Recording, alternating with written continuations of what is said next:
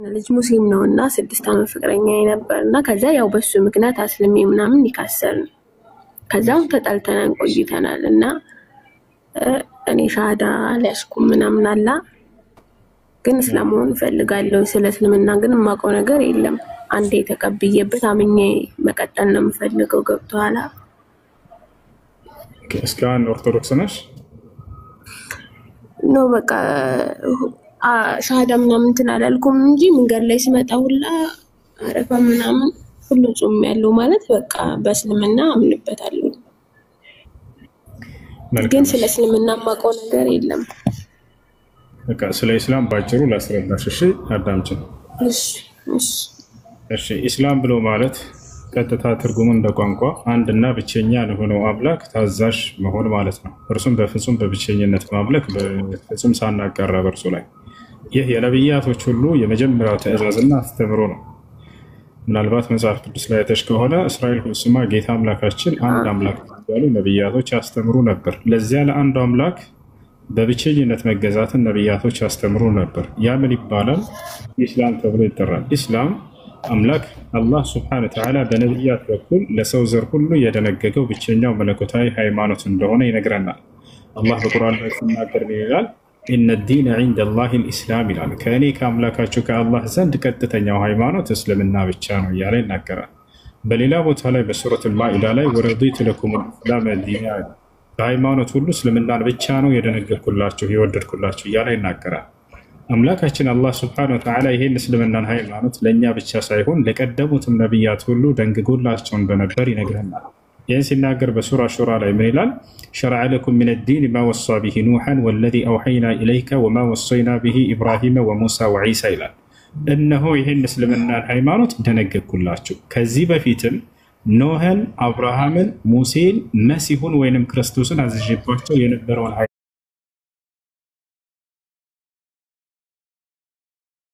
ሃይማኖት እያለ ይናገራል እነዚህ ሁሉ የቀደሙ ነብያትን አምላክ አላህ አንድ ሃይማኖት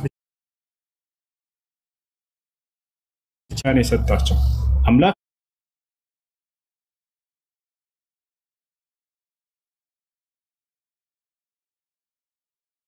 ለነብያት 2 እና 3 ሃይማኖትን አሰጠ አንድ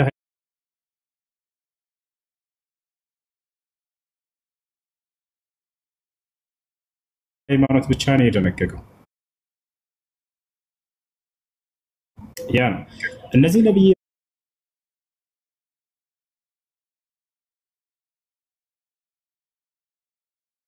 ነብያቶች ደግሞ ህዝቦቻቸውን ሙስሊም ሆኑ እያሉ ሲሰብኩ እናያለን ለምሳሌ ያዕቆብ ለልጆቹ ብራላቸው ወያዕቆብ ያ በኒየ ኢነ አላህ አስጠፋ ለኩም الدين فلا تموتن الا وانتم مسلمون አለ ልጆቼ ሆይ አደራ ሙስሊሞች ሆናችሁ እንጂ እንዳትሞቱ አላቸው ይላል ያዕቆብ ልጆች መካከል እንደሚታወቀው አንደኛው ዮሴፍ ነው ዮሴፍ ስለራሱ እምነት ምን አለ ተወፈኒ ሙስሊማን ይላል አደራ አምላክ ያላህ ሙስሊም አድርገህ ግደለኝ ሙሴ ለህዝቦቹ ሙስሊም እንዲሆኑ ነግሯቸዋል ህዝቦቹ ሙስሊሞች ነን ብለዋል ማስረጃ በሱራ ዩኑስ ላይ ይሄን አምላክ አላህ Subhanahu Wa Ta'ala ሲነግረን ምን ይላል وقال موسى لقومه ان كنتم آمنتم بالله فعليه توكلوا ان كنتم مسلمين ህዝቦቼ ሆይ በአንዱ በአላህ የምታምኑ እንደሆናችሁና ሙስሊሞች እንደሆናችሁ በእርሱ ላይ ተመኩ አላቸው ይላል ህዝቦቹ ሙስሊሞች እንደሆኑ ተናገሩ ربنا افرغ علينا صبرا وتوفنا مسلمين አሉ ጌታችን አላህ ሆይ ሙስሊም አድርገህ ግደለን አሉ የሙሴ ህዝቦች ይላል ሌላው የሐዋርያቶች እምነት ሐዋርያቶች በሱረቱ አልማኢዳ ምዕራፍ 5 ቁጥር 111 ላይ ቃል በቃል እኛ ሙስሊሞች ነን እያሉ ይናገራሉ وإذ أوحيت إلى الحواريين أن آمنوا بي وبرسولي قالوا آمنا واشهد بأننا مسلمون ሐዋርያቶች ቃል በቃል እኛ ሙስሊሞች መሆናችንን መስክር አሉ ይላል ያ እና ይሄን እስላም እንደተከተሉ ሰዎች ከሞት በኋላ ላለው ህይወታቸው የዘላለማዊ ህይወትን አላህ እንደሚያወርሳቸውና ለዘላለም በገነት ውስጥ እንደሚያኖራቸው ቃል በቃል ራሱ ይገባል አላህ በቁርአን ላይ በሱረቱ ዙኽሩፍ ላይ ሲናገር الذين آمنوا بآياتنا وكانوا مسلمين ادخلوا الجنة ይላል እነዚያ በእኔ ያመኑና በአናቅጾቼ በነብያቶች ላይ ያወረድኩትን ያመኑ እንዲሁም ሙስሊሞች የሆኑትን ገነትን ግቡ ነው የምላቸው እያለ ይናገራል ነብያችን ሰለላሁ ዐለይሂ ወሰለም ሙስሊም ለሆነ ሰው በዚህ ዓለም ላይ በቀጣዩ ዓለም ገነትን የሚወርሰው እርሱ እንደሆነ ሲናገሩ ምን አሉ الجنة لا يدخلها إلا نفس مسلم አሉ ገነትን ሙስሊም ነፍስ እንጂ ሌላ ማንም አይገባባትም አሉ ከእስልምና ውጭ ሌላን መንገድ ብትከተሉ ግን በቀጣዩ ዓለም የገሃነም ትሆናላችሁ፣ ከከሰሩት ትሆናላችሁ እያለ አምላክ አላህ ይናገራል። በሱረቱ አልዕምራን ላይ ሲናገር ይላል ወመን የብተጊ ገይረ ልእስላሚ ዲናን ፈለን የቅበለ ሚንሁ ወሁወ ፊ ልአኺረቲ ሚነል ኻሲሪን አለ። ከእስልምና ውጭ ሌላን ሃይማኖት የፈለገ ሰው ያ ሃይማኖቱ ከኔ ዘንድ ተቀባይነት የለውም አለ። በቀጣዩም ዓለም ከከሰሩት ሰዎች ከሲኦል ሰዎች ይሆናል እያለ ይናገራል። ይሄ ነው እና ሰዎች ሁሉ ወደዚህ ወደ ኢስላም እንዲመጡ ነቢያት ሁሉ ይሰብኩ ነበር፣ ያስተምሩ ነበር። የእስልምና ሃይማኖት የመጀመሪያው ትእዛዝ ምንድነው? አንድና ብቸኛ የሆነውን አምላክ በብቸኝነት አምልኩ ነው። ይሄ ነው የነቢያቶች ሁሉ ጥሪ። ያ ቀውም ዕቡዱላህ ማ ለኩም ሚን ኢላሂን ገይሩሁ ይሉ ነበር። ህዝቦቻችን ሆይ አንዱን አምላክ አላህን በብቸኝነት ተገዙ፣ በእርሱ ላይ ሌላ ከእርሱ ውጭ ሌላ ማንም አምላክ የላቸውም እያሉ ያስተምሩ ነበር። መሲሁ ሲያስተምር ምን አለ? ወቃለ ልመሲሕ ክርስቶስም እንዲህ አለ ይለናል አላህ ያ በኒ እስራኤል ዕቡዱላህ ረቢ ወረበኩም፣ እናንተ የእስራኤል ልጆች ሆይ የእኔንም የእናንተንም ጌታ የሆነውን አላህን በብቸኝነት ተገዙ አላቸው ይላል። አብርሃምም ልክ እንዲሁ ይህን አንዱን አምላክ አምልኩ እያለ ነው የሰበከው። ሙሴም ይሄን የሰበኩት አምላክ አንድ ብቻ ነው፣ በአንድነቱ ላይ ሶስትነት የለበትም፣ አምላክ አንድም ሶስትም ነው የሚል ትምህርት በፍጹም ነቢያት አላስተማሩ። አምላክ ዘላለም ሕያው ነው፣ አይሞትም። እርሱ በሕያውነቱ ላይ ሞትነት የለበትም። አምላክ ስለ እኔ ኃጢአት ብሎ ሞተልኝ ብሎ ሂሳብ የለም። መሞት የፍጡር ባህሪ ነው። አምላክ ባህሪው መለኮት ብቻ ነው፣ በመለኮትነቱ ላይ ሰውነት የለበትም። አምላክም ሰውም ነው ተብሎ አምላክ በፍጹም አይገለጽም። እዛቸዋል። ይህ ነው አምላክ ለዘላለም ጌታ ብቻ ነው፣ በጌትነቱ ላይ ባርነት የለበትም። ስለ እኔ ኃጢአት ባሪያ ሆኖ መጣልኝ ብሎ ሂሳብ የለም። እርሱ ጌታ ብቻ ነው። አምላክ ኃያልና አሸናፊ ነው። በኃያልነቱ በአሸናፊነቱ ላይ ተሸናፊነት የለበትም። በፈጠራቸው ደካማ ፍጥሮች አይገደልም፣ አይሰቀልም፣ አይቀበርም፣ አይሞትም። ይህ እርሱ ባህሪ አይደለም። እነዚህ ሁሉ የፍጡር ባህሪያቶች ናቸው። አምላክ ያለ የነበረ ለዘላለም የሚኖር ነው። አምላክ አላህ ስለ ራሱ ሲናገር ምን ይላል? ሁወል አወል ወልአኺር ይላል። እኔ የመጀመሪያውም የመጨረሻውም ነኝ እያለ ይናገራል። ለይሰ ለሁ ቢዳያ ወለይሰ ለሁ ኒሃያ አዘልይን ወአበድይን ወሰርመዲይ። አላህ ስብሐነሁ ወተዓላ ያለ የነበረ በዚህ ጊዜ ጀምሮ ተብሎ የማይገለጽ እስከዚህ ድረስ ብቻ ነው የሚኖረው ከዚያ በኋላ አይኖርም ተብሎ የማይገለጽ ነው። ለእርሱ ጅማሬና ፍጻሜ የለውም። የመጀመሪያውም የመጨረሻውም እርሱ ብቻ ነው። ማንም ሳይኖር በፊት ነበር። ልክ እንዲሁ ለዘላለም ብቻውን የሚቀራል ፍጥረት ሁሉ ከጠፋ በኋላ ማለት ነው። ያ ነው አምላክ ከዚህ ጊዜ ተወልዶ በዚህ ጊዜ ሞተ ተሰቀለ ብሎ ሂሳብ የለም። ይህ የፍጡር መገለጫ እንጂ የፈጣሪ መገለጫ አይደለም። ሲጀመር የነቢያት አምላክ አይሞትም። ወተወከለ ዐለ ልሐይ አለዚ ላ የሙት ይላል አምላክ አላህ ስለ ራሱ ሲናገር በፍጹም በማልሞተው ዘላለም ሕያው በሆንኩት በእኔ በአምላካችሁ በአላህ ላይ ብቻ ተመኩ እያለ ይናገራል ማለት ነው። እና ይህ ነው። እሺ ሜትሽን አንሺው።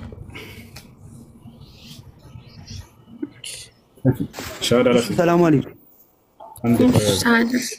ሚት አድርጉልኝ ሁላችሁም። እሺ አሽሀዱ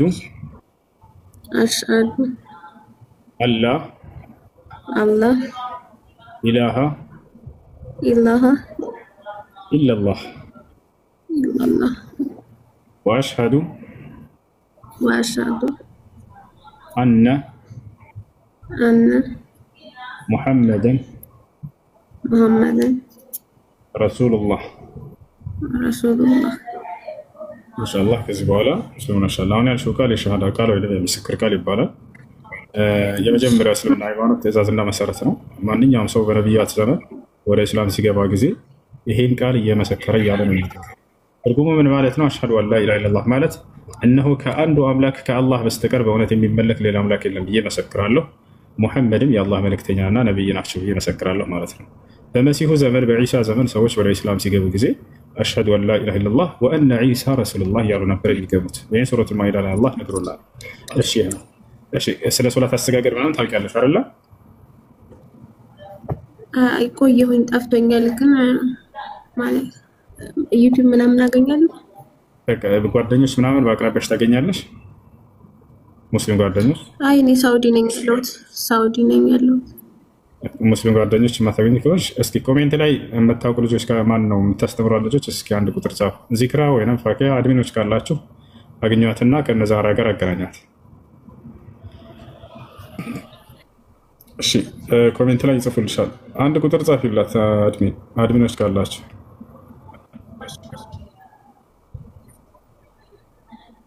እሺ ከላይ እስከዛ ድረስ ትዝታ ሰላም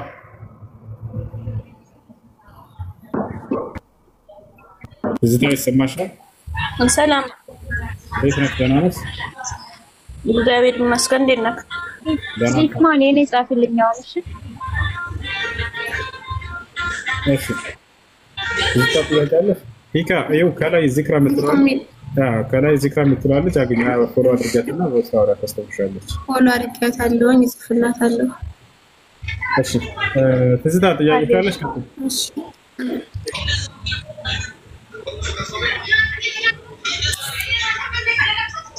አንዴ ጨርስና ጠይቀሃለሁ እሱ እሺ ሂካ የመጀመሪያው ስምሽ ማን ነበር አብሰላት አብሰላት አሁን ሂክማ ብለሽ ነው አዎ ፓስፖርቲም ሂክማ ነው የሚለው ቆይቷል መልካም እሺ በቃ ከላይ ዚክራ ፎሎ አድርጋት እሷ የምትማሪበት ግሩፕ ታስገባሻለች ታስተምርሻለች እሺ مرحبا تزداد قتلت شيلش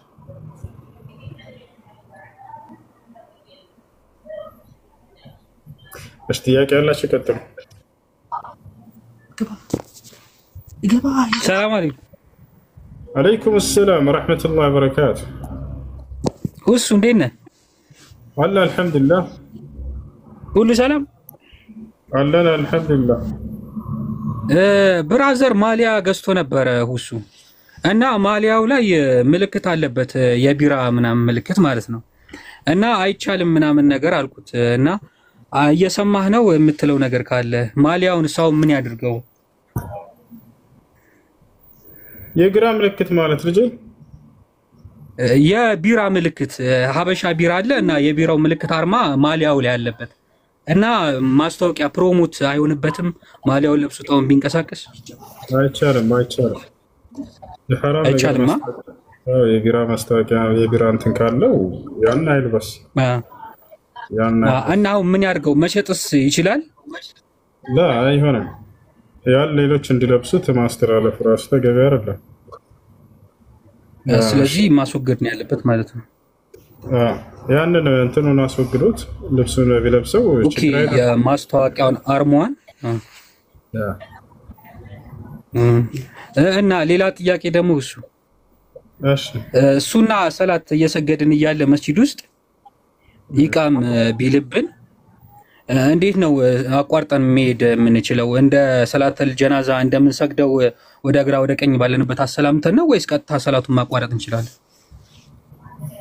እሺ ሱና ሶላት እየሰገዳችሁ ያላችሁ ዋጅብ ሶላት ኢቃም ከተደረገ ምንድነው ማድረግ ያለባችሁ ከተባለ ለሁለት ይከፈላል هذا ما افتى ابن عثيمين رحمه الله تعالى فقه العصر እሳቸው ተጠይቀው ምን ብለው መለሱ ሼክ ኢብኑ ዑሰይሚን ሱና ሶላት እየሰገደ አንድ ሰው የዋጅብ ሶላት ኢቃም ከተደረገበት የመጀመሪያው ረካዓ ላይ ከሆነ ሶላቱን ያቋርጥና ቀጥታ ወደ ዋጅቡ ይግባ ሲያቋርጥ ጊዜ አንዳንድ ሰው አሰላሙ አለይኩም ወራህመቱላህ አሰላሙ አለይኩም ወራህመቱላህ ይላል ያሰላምታል የምታሰላምጡት ሶላት ስትጨርሱ ጊዜ ነው ይሄ ማሰላመት ያስፈልገውም ቀጥታ ዝም ብላ አቋርጠ ሄደህ ወደ ዋጅቡ መግባት ነው ነገር ግን ሁለተኛው ረካዓ ወይንም ሊጨርስ አተህያቱ ላይ ከሆነ ስለተባለ የዛኔ ቶሎ ብሎ ሱናን ሶላት ያጠናቀና ወደ ዋጅቡ ይገባ ይሄ ነው ሌላ ጥያቄ ደግሞ እሱ ጊዜ እንትን ካላልኩበት መጠጥ ቤትና አላ ቤተክርስቲያን ምናምን ሰው ሲጠይቀ ምናምን ነገር ቦታ በነዛ አድርገን የሚታወቁ ከሆኑ በነዛ አድርገን መናገር እንችላለን እዚህ ቦታ ነው ያለው ለማለት ማለት ነው መንገድ ለመጠቆም ወይ ሰው ሲጠቁመን ምናምን ያለህበትን ቦታ ለመግለጽ ከሆነ ችግር የለውም ያለህበት ቦታ ቤተክርስቲያን አጠገብ ከሆነ እንዲህ የሚባለው ቤተክርስቲያን ስር ብለህ ብትናገር ወይንም ያው ግን ሰውየው ግን ቤተክርስቲያን ሊወድ ግን አታውቅም አንተ ያው ለምንም ፐርፐዝ ቢሆንም ያው ዞሮ ዞሮ ቦታው መናገሩ ችግር የለውም ያለህበትን ቦታ ለመግለጽ ምልክት ከሆነ ችግር የለውም ወንድም እንደ ኃጢአት አይቆጠርም እሺ ሽኩራን እሺ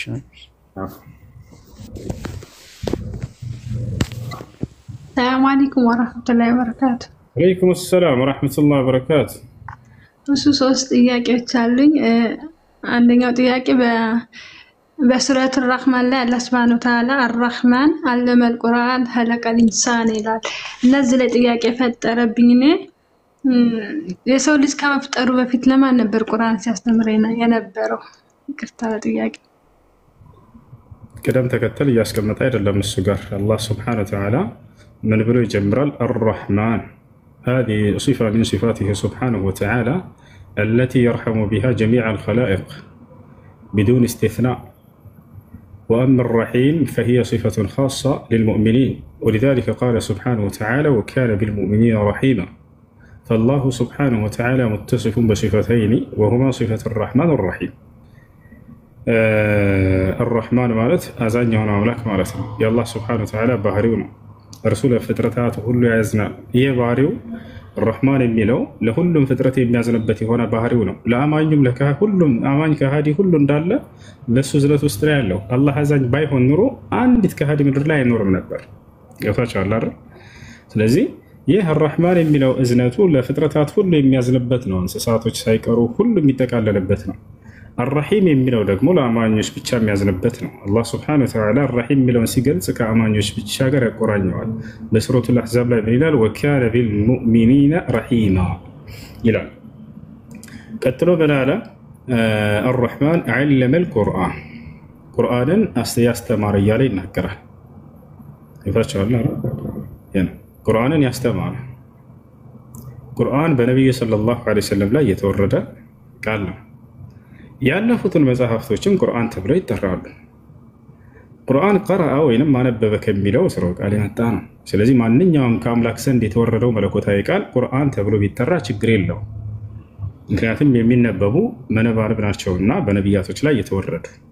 ነቢያችን ሰለላሁ ዐለይሂ ወሰለም አልቁርአን الذي أنزل على موسى وعيسى وداود እያሉ ይናገራሉ። በዳውድ ላይ በዒሳ ላይ በሙሳ ላይ የተወረዱት ቁርአኖች እያሉ ይጠራቸዋል። ምክንያቱም የሚነበቡ ስለነበረ።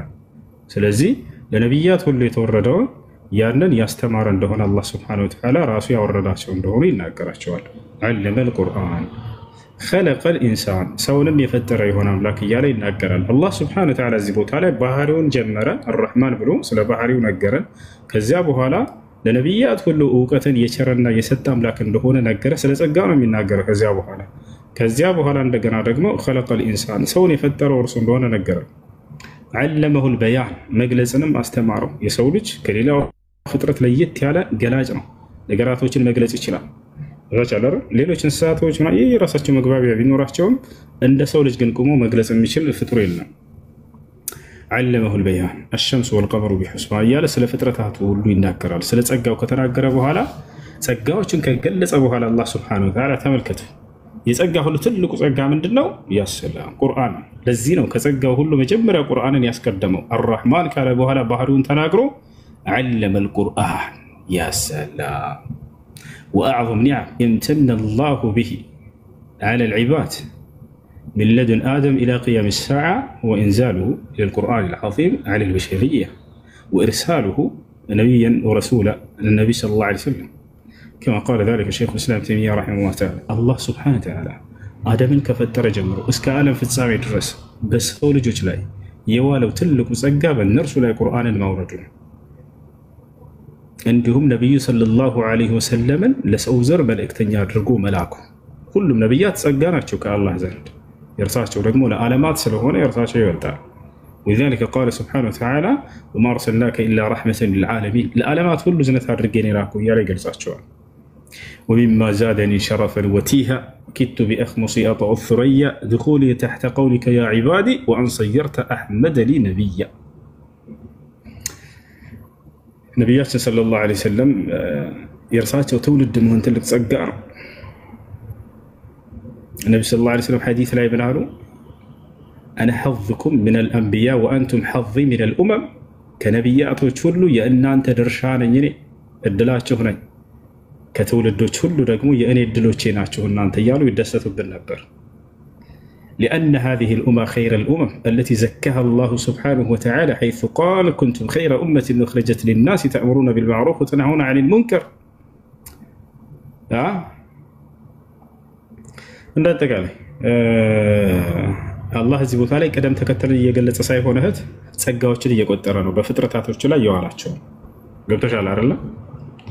ከዚያ በኋላ በእያንዳንዱ አያ ላይ ምን እያለ ይናገራል አላህ فبأي آلاء ربكما تكذبان። ታዲያ በየትኛው የአላህ ጸጋ ነው የምታስተባብሉት ይለናል። ምክንያቱም ታላላቅ ጸጋዎችን ገለጸና የትኛውን ጸጋ ነው የምናስተባብሉት? የትኛውን ማናስተባብልን? በዋልከው ጸጋ ሁሉ እናመሰግንሃለን። አልሐምዱሊላህ ሐምድን ከሲራን ጠይበን ሙባረክ። እሺ ሌላ ጥያቄ? ሁለተኛ ጥያቄ ትንሽ ረዘም ይላል። አንድ ሰለምት የሆነች እህት ከነበር ሙስሊም ጋር ኒካ ለማሰር አስባ የሱ ቤተሰቦቹ መጠየቅ እንዳለባቸው ይናገራሉ። የሱ ቤተሰቦች እሷን ቤተሰብ ማለት ነው። እና በዛ ሰዓት እሷ ደግሞ ጥሩ ምላሽ እንደማይሰጡ ብትናገርም መጠየቅ እንዳለባቸው ጠይቃሉ። ጥሩ ምላሽ አልተመለሰላቸውም። ሃይማኖቷን ክዳን የወጣችው እንደገና እኛ ፈቅደን ድረናት ደግሞ ሃይማኖት ዘሯ ልታበዛ ነው ወይ የሚል ምላሽ ነበር የተመለሰላቸው። እሺ ሸሪዓ ፍርድ ቤት ነው ሲጀመር ኒካ የሚታሰረው። ያው ወላጅ ስለሆኑ ክርስቲያን ቢሆኑ ወላጅ እስከሆኑ ድረስ ለክብሩ ሲባል እንደምታገባ ይነገራቸዋል። ነገር ግን ኒካ የሚያስሩት እነሱ ናቸው ወይ አይደሉም? ጌታቸዋል ኒካ የሚያስረው ማን ነው ከተባለ ሸሪዓ ፍርድ ቤት ነው። ነቢ ሰለላሁ ዐለይሂ ወሰለም ሲናገሩ አስልጣኑ ወልዩን ሊመን ላ ወልየ ለሁ አሉ። ከቤተሰቧ ኒካ የሚያስርላት ወኪል የሌላት ሴት የሸሪዓ ፍርድ ቤት ቃዲ እሱ ነው ወኪል የሚሆንላት ብለው ተናግረዋል። ይሄ ነው እና ስለዚህ ሸሪዓ ፍርድ ቤት ትሄድና እሱ ኒካ ያስርላታል። የሸሪዓ ፍርድ ቤቱ ቃዲ እሱ ውክልና እሱ ይድራታል። ኦኬ ይሄን ባሉ ሰዓት ደግሞ የሱ ቤተሰቦች ዘሯ የተቆረጠን እንዴት እኛስ ዘር ለሌላት እንዴት እንደራለን የሚል ምላሽ መለሱ የሱ ቤተሰቦች። በሰዓት ልጁ ደግሞ እሷ ዘሯን የቆረጠችው ለሃይማኖቷ ላይ ዲኗ ስትል ነው። ስለዚህ ኒካውን በሸሪዓ ፍርድ ቤት እናስራለን አለ። እሱ ደግሞ የሱ ቤተሰቦች ከኛ ወጣህ ነው የሚል ምላሽ መለሱለት ለሱ ማለት ልክ እንደሷ ዘርህን ቆርጠህ ውጣ አሉት። ሁለቱም ይሄን ካለማወቅ ነው ይሄን እየተናገሩ ያሉት። ካለማወቅ ነው እየተናገሩ ያሉት። ስለዚህ ተሰሚነት የላቸውም። ካለማወቅ ነው። የዘር ተቆረጠ ሊባል አይችልም። እሺ እኮ የእነሱን ትእዛዝ አፍርሶ ኒካውን ቢያስር ዘር መቁረጥ አይሆንም? አይሆንም ያግባት። መርሐባ። ኦኬ ሶስተኛ ጥያቄ አንድ እቹ ሰለምቴ ንቃብ ወደ ቤተሰብ በምትሄድ ሰዓት አወልቃለሁ ብላ ነይታ ብትለብስ እነሱ አካባቢ ላይ ሙስሊም የለም ብትለብስ ያንን ነይታ ስትሄድ ብታወልቅ እንዴት ይታያል? ተገቢ አይደለም። እሱ የአላህ ትእዛዝ ነው፣ የመልእክተኛው ትእዛዝ ነው። የነብዩ ሰለላሁ ዐለይሂ ወሰለም የሚስቶቻቸው የአማኞች ተግባር ነው ይህን ኒቃብ መልበስ። ስለዚህ የሆነ ጊዜ ላይ አወልቃለሁ ብሎ ነይተው መልበስ ተገቢ አይደለም። ልበሱ፣ የአላህ ትእዛዝ ነው። በመሸፈናቸው አጅር ታገኛላችሁ። ሴት ልጅ በመሸፈኗ ምንድነው ምንዳው ከተባለ ጀነት ነው። ምክንያቱም የአላህን ትእዛዝ የሚፈጽመው ለጀነት ነው የሚሄደው። ሌላው ነገር በነቢያችን ሰለላሁ ዐለይሂ ወሰለም ጊዜ አንዲት ሴት መታ ጠየቀች። ተሸፋኝ ነበረች። የሆነ አውድቅ በሽታ ታውቃላችሁ የሚጥል እንደዚህ አይነት ይጥላት ነበር እና መጣችና ነብዩ ሰለላሁ ዐለይሂ ወሰለም ጋር ተሸፍና ጠየቀች። የአላህ መልእክተኛ ሆይ እኔ የሚጥል በሽታ አለብኝ፣ አንዳንዴ ሲሞቀኝ ጊዜ ይጥለኛል እና ለእኔ መገለጥ ይፈቀድልኛል ወይ አለች። ነብዩ ሰለላሁ ዐለይሂ ወሰለም መገለጥ ይፈቀድልሻል አሏት። ምክንያቱም አደጋ ላይ የሚጥላት ከሆነ የዛኔ እንትን ማለት ትችላለች። እሱን መገለጥ ችግር የለውም ብቻል። ነገር ግን ኢን ሰበርቲ ለኪል ጀነህ አላት። ከታገሽ ግን ለአንቺ ጀነት አለልሽ አሏት። አሰበችና ሴት ጀነትን እፈልጋለሁ አለች። በዛ ጸነች። ከዚህ ከሐዲስ የምንረዳው ነገር ምንድነው? በመሸፈኗ በዛ ከጸናች ጀነት እንደምታገኝ ከነገሯት የመሸፈናቸው ዋጋ ጀነት ነው። ይሄን ነገር እንደቀላል አትዩት። እሺ ጨረሽ? አይዋ ሽኩራን። ሰላም አለይኩም። አንድ ጥያቄ ነበረኝ። ጀናዛ ይዘው እየሄዱ ተክቢራ ማድረግ ምን እንዴት ይታያል? ወንዶች ጀናዛ ይዘው እየሄዱ ተክቢራ ማድረግ እንዴት ይታያል? ምን አልተገኘም። ከነብዩ ሰለላሁ ዐለይሂ ወሰለም ሆነ ከሰሃቦች ያን ተግባር አልተገኘም። فما لم يكن يومئذ دينا فلن يكون اليوم دين። የዛኔ ከዲን ያልሆነ ነገር ዛሬ እንዳደስ ከዲን ሊሆን አይችልም። هذا من البدع። ይህ ከቢድዓ ነው። እሺ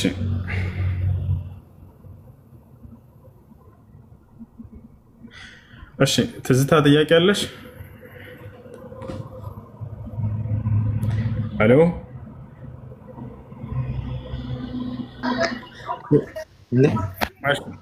እሱ ከነብዩ በፊት ሸሃዳ ምን ተብሎ ነበር የሚያዘው? ቀደም ስናገር ነበር አዳምጥ እንጂ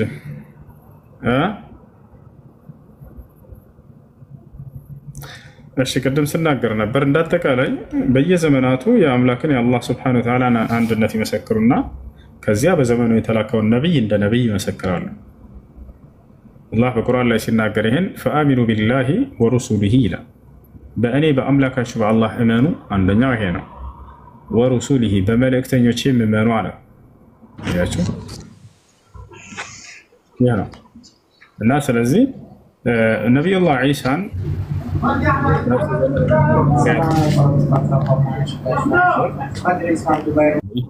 ለልሐዋርይን አን አሚኑ ቢ ወቢረሱሊ ቃሉ አመና ወሽሀድ ቢአንና ሙስሊሙን አለ። ሐዋርያቶች እንዴት ሸሃዳ ሲይዙ እንደነበር በሱረቱል ማኢዳ ምዕራፍ 5 ቁጥር 111 ላይ ተቀምጧል። አን አሚኑ ቢ ወቢረሱሊ አላቸው አላህ። በእኔ በአምላካችሁ በአላህ እመኑ አንድ፣ በመልእክተኛዬም እመኑ አላቸው ሁለት። ታያችሁ አይደለ? ስለዚህ በአላህ አምላክነት ማመን መመስከርና አሽሀዱ አን ላ ኢላሃ ኢለላህ ማለት ነው። በመልእክተኛው መልእክተኛነት መመስከር ወአሽሀዱ አነ ዒሳ ረሱሉላህ ማለት ነው። ከዚያ በኋላ ወሽሀድ ቢአንና ሙስሊሙን እኛ ሙስሊሞች መሆናችንን መስክር አሉ። የሙስሊምነታቸው ማስመስከሪያ ከአምላክ ዘንድ ምንድን ነው? በአንዱ አላህ ማመን፣ በመልእክተኛው በዒሳ ማመን። ስለዚህ እንዴት ነበር ሻሃዳ የሚይዙት? ላኢላሃ ኢለላህ ዒሳ ረሱሉላህ። የሙሳ ህዝቦችስ ላኢላሃ ኢለላህ ሙሳ ረሱሉላህ። የኢብራሂም ህዝቦችስ ላኢላሃ ኢለላህ ኢብራሂም ረሱሉላህ። ልክ እንዲህ ማለት ነው። በዚህ ዘመን ደግሞ ላኢላሃ ኢለላህ ሙሐመዱን ረሱሉላህ። ምክንያቱም አላህ በቁርአን ላይ ምን አለ? ፈአሚኑ ቢላሂ ወረሱሊሂ ወኑሪ ለዚ አንዘልና፣ በእኔ በአምላካችሁ በአላህ እመኑ እንዲሁም ደግሞ በመልእክተኛዬ በሙሐመድ እመኑ አለ። እሺ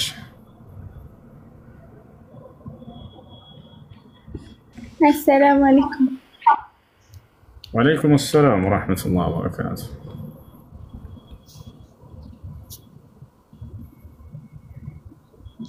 የሆነ ጥያቄ ልጠይቅህ ነበረ። ወላሂ እና ምን አሰብሽ ለመጠየቅ? ታውሽው ወይስ ትጠይቂያለሽ? ማለት እኔ እንድታስረዳኝ ነው። እኔ አዲስ ሰለምቴ ነበርኩኝና ያኔ ስለ እስልምና ብዙም አላውቅም። እሺ ያኔ አላህ ብቻ አምላክ እንደሆነ ምናምን ነው የማውቀው ማለት ነው። እሺ ቅድም ስናገር ነበር ከሰላማችሁ በኋላ እስላማዊ ትምህርቶች የምትማሩበትን ግሩፕ ግቡ። ገብታችኋል አይደል? እስላማዊ ትምህርቶች የምትማሩበት ግሩፖችን ግቡ፣ ተማሩ። አድሚኖች አንዴ ዚክራ ካለሽ አንድ ቁጥር ጻፊ። እነዚህ የማገናኛቸውን አድሚኖች አናግሯቸው። በውስጥ እስላማዊ ትምህርት የምትማሩበት ግሩፕ ያስገቧቸዋል። ያውና ዚክራ ስታይሻለች። ዚክራ አንድ ቁጥር ጻፊላት፣ አንድ ቁጥር ጻፊላት። ያውና ትታይሻለች። ኮሜንት ላይ አንዳንድ ቁጥሮች የምጽፈው እሷን ፎሎ አድርጋት። እሺ ኢስላም ብሎ ማለት ቅድም እንደተናገርኩት እሺ፣ ኮሜንት ላይ ዘጸአት የሚለው ሰው ገዳይ እያለ ነው። ዘጸአት በኢትዮጵያ ይላል እና ግባርክ ይላል። እሺ ለማንኛውም ኢስላም ብሎ ማለት አንድና ብቸኛ ለሆነው አምላክ ለአላህ ታዛዥ መሆን ማለት ነው። እርሱን በብቸኝነት መገዛት ማለት ነው። ነቢያቶች ሁሉ ይሄን ነው ያዘዙት። ለነቢያቶች አምላክ ደንግጎ የሰጣቸው ብቸኛ መለኮታዊ ሃይማኖት እንደሆነ ይናገራል። ሸረዐ ለኩም ሚነ ዲን ማ ወሳ ቢሂ ኑሐን ወለዚ አውሐይና ኢለይከ ወማ ወሰይና ቢሂ ኢብራሂመ ወሙሳ ወዒሳ ይላል። እነሆ ይህን እስልምናን ሃይማኖት እኔ ደነገግኩላችኋል አምላካችን አላህ ከዚህ በፊት ኖህን፣ አብርሃምን፣ ሙሴን፣ መሲሁን ወይንም ክርስቶስን አዝዤባቸው የነበረውን ሃይማኖት ይላል። እነዚህ ሁሉ ነቢያት የታዘዙት ሙስሊም የሆኑ ዘንድ ነው። ህዝቦቻቸውንም ሙስሊም እንዲሆኑ ሰብከዋል። ሙስሊም መሆን ማለት እንደቀደም እንደተናገርኩት ሁወ አልኢስላም ወልኢስቲስላሙ ሊላህ ወልኢንቅያዱ ለሁ ቢጣዓ ወልኹሉስ ሚነ ሽርክ ወከዛሊከ አልበራአቱ ሚን አህሊህ፣ አንድና ብቸኛ ለሆነው አምላክ ለአላህ መገዛት ማለት ነው። ይህን ነው ነቢያቶች ሁሉ የሰበኩት። አንዱን አምላክ በብቸኝነት አምልኩ፣ በእርሱ ላይ ቅንጣት አታጋሩ እያሉ ያስተምሩ ነበር። እሺ እንትናን ፎሎ አድርጊያትና ልጅቱን በውስጥ አገኛት የምትማሩበት። እሺ ጥያቄ ያለ ይቀጥል። ወአለይኩም ሰላም። የሌላ እምነት ተከታይ ያደረጉትን ሰርግ መሄድ ይቻላል ወይ ይላል። ግብዣ ተጠርታችሁ የሌላ እምነት ተከታዮች ከእምነት ጋር ትስስር እስከሌለው ድረስ ወይም ከሌላ ባዕድ አምልኮ ጋር ትስስር እስከሌለው ድረስ ግብዣ ጠርተዋችሁ ከሆነ መሄድ አለባችሁ። ገብታችኋል አይደለ? ሰርግም ከነዚያ መካከል ነው። ገብታችኋል? ሰርግ ከነዚያ መካከል ነው። ነገር ግን ሰርጉ ላይ አስካሪ መጠጥ የሚጠጣበት ከሆነ ልብ በሉ። ልክ እንዲሁ ደግሞ ወንድና ሴቶች ተቀላቅለው የሚጨፍሩበት ከሆነ አያችሁ ከእስላም ጋር የሚጋጩ ተግባራቶች የሚሰሩበት ከሆነ ሙዚቃዎች ተከፍተው የሚጨፈርባቸው ከሆነ እንዲህ አይነት ሰርግ ቦታ ላይ መገኘት ተገቢ አይደለም። ነገር ግን ኖርማል ግብዣ አደረጉ ገብታችኋል አይደል? የዛኔ እዚያ ቦታ ላይ ሄዳችሁ እንትን መሳተፍ ችግር የለም። ሰላም አለይኩም።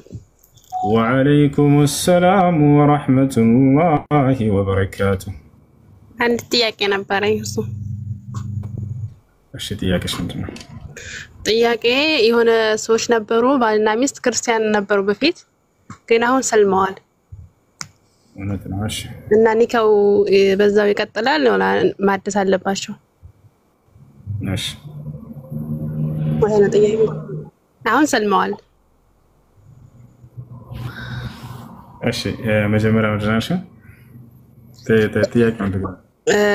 እነሱ በፊት በመጀመሪያው ክርስቲያን ነበሩ። ክርስቲያን ሆነው ነበር የተጋቡት። አሁን ላይ ሰልመዋል። ሻሃዳ ሊያዙም ነው ይዘዋል። እሺ ኒካውን አላደሱትም ነው? እና በፊቱ ነው አሁን ማደስ አለባቸው? እሺ በመጀመሪያ ዝም ብለው በጓደኝነት ነው አብረው ተገናኝተው መኖር የቀጠሉት በዚያ እምነት ላይ ያሉ ወይስ በቤተሰብ የተፈጸመ በርክክብ የተፈጸመ ኒካ? በፊት በርክክብ መሰለኝ። ለዛ እርግጠኛ ሆኜ እዚህ ቦታ ላይ ዝም ብለው በዝሙት ተገናኝተው ከሆነ በጓደኝነት ምናምን የቀጠሉት ይሄ ኒካ እንደገና መታሰር አለበት። ነገር ግን በቤተሰብ የተፈጸመ በርክክብ ከሆነ ልጃቸውን ለልጃቸው በመስጠት እንደዚህ ምናምን ከሆነ በራሳቸው ባለው ህግና ስርዓት በቤተሰብ በርክክብ የተፈጸመ ከሆነ እኩል አብረው ከሆነ የሰለሙት እንደ አዲስ ኒካ ማሰር አይጠበቅባቸውም። በተለያየ ጊዜ ከሆነ የሰለሙት እንደ አዲስ ኒካ ማሰር አለባቸው። በነቢያችን ሰለላሁ ዐለይሂ ወሰለም ጊዜ እንዲህ ነበር የሚያደርጉት።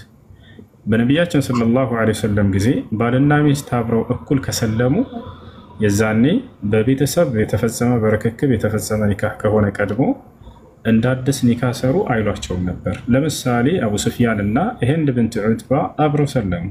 እንደ አዲስ ኒካቸውን ሰሩ አላላቸውም። ካፊሮች ነበሩ፣ ሰለሙ፣ አብረው ነው የሰለሙት እነዚህ ሰዎች። ኒካቸውን እንደ አዲስ ሰሩ አልተባሉም። እነዚህ ሰዎች ዘግይተው ከሆነ አንዱ ከሌላው የዛኔ ኒካ ያስሩ ነበር። ኦኬ መጀመሪያ እሷ ነበረች የሰለመችው፣ ቀጣይ ወንዶ ነው የሰለመው። ዘግይተው ነው እንደሱ ከሆነ ኒካን ያድሱት። ኒካ የሚያስርላቸው ከሌለ ሙሉ ቤተሰቡ እሷ ሌላ እምነት ተከታይ ከሆኑ በአቅራቢያቸው ወደሚገኝ ሸሪዓ ፍርድ ቤት በመሄድ የሸሪዓ ፍርድ ቤቱ ቃዲ ኒካ ያስርላታል። አንድ ቀን ሄደው የ5 ደቂቃ ስራ ነው ኒካ ያስርላቸዋል። ኦኬ አሁን በቤተሰብ ማሰር ይችላሉ? አሁን ያለው እሱ ኢትዮጵያ ነው፣ እሷ ሳውዲ ናት ያለችው።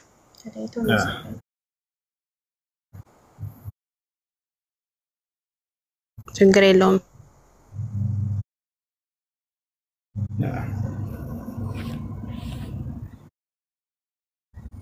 ወደ ሸሪዓ ፍርድ ቤት ሄዳ እሷ ታማክራቸው በስልክ ይገናኛሉ። እሱ ሩቅ ሀገር ከሆነ ያለው ወይ ውክልና ሰጥቶ እዛ ኢትዮጵያ ላይ ያ ውክልና የተቀበለው ሰው ሸሪዓ ፍርድ ቤት ሄዶ ቀርቦ እሱን ይክሎ ኒካን ይቀበልለታል። እሷ እዚህ ሆና ነው የሰለመችው። ከዛ ደግሞ እሱ ቀጥሎ በሌላ ጊዜ ኢትዮጵያ ሆኖ ነው የሰለመው እና ችግር የለውም። በተለያየ ጊዜ እንደገና መታሰር አለበት።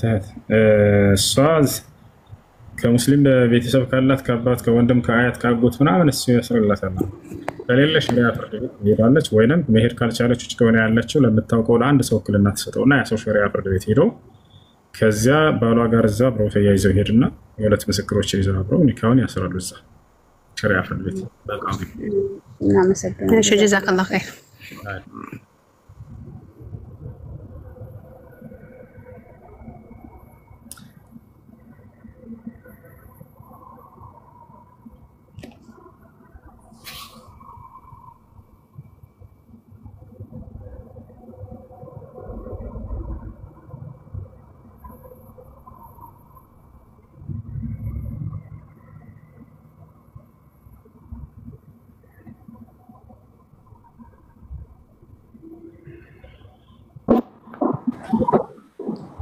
ሰላም አለይኩም። አለይኩም ሰላም። ሰላም አለይኩም። አለይኩም ሰላም። ደህና ናቸው ያ ጀማ?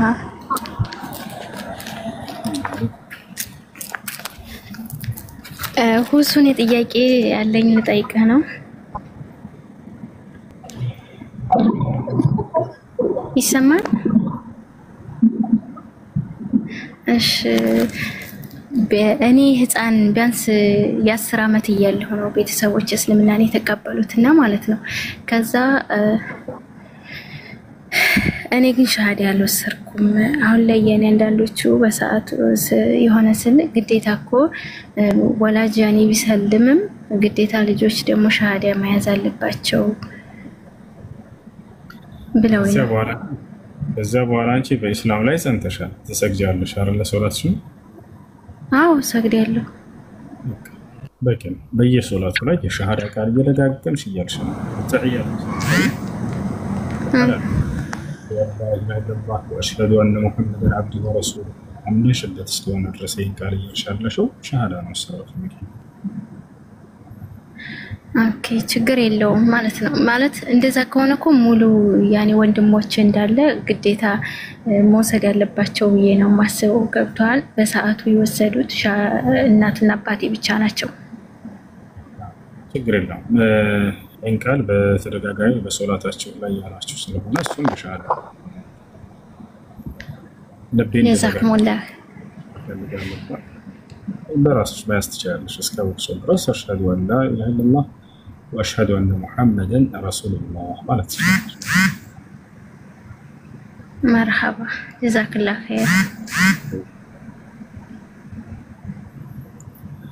እሺ ጥያቄ አለ ይቀጥል።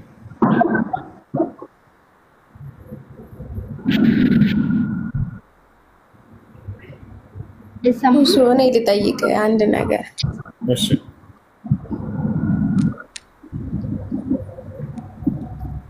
እኔ ማለት ነው ማለት ፋሚሊ አውቆ ምናምን ሊካስር ነበር ያልኩት ልጅ ማለት ነው። ከዛ በራሳችን ጊዜ ተጣላን፣ ቆየን፣ በመካከል ተጣላን፣ ታረቅን ምናምን። አሁን ተጣልተናል ማለት ኒካ አለኝ ነው የሚባለው ወይስ እኔ እና እሱ ስለተጣላን ኒካ የለኝም ማለት እንዴት ነው ኒካ ነው? ፈትቼሻለሁ ብሏል። ፈትቼሻለሁ አላለኝም። ያው ተለያይተናል ተብለን ተነጋግረን በቃ አላ ተለያይተናል በቃ ምናምን ጨርሰናል እንደምትለው ነገር እኮ ማለት እሱ ያንን ኒካውን ለማውረድ ከሆነ አስቦ ያን ቃል የተናገረው ወይም ፈትቼሻለሁ ብሎ ከሆነ ኒካው ወርዷል። እዛ ነው። ዝም ብላችሁ ማለትና ለመግባባት መለያየት ከሆነ መራራቅ ከሆነ ዝም ብሎ ከሆነ ኒካው እንዳለ ነው።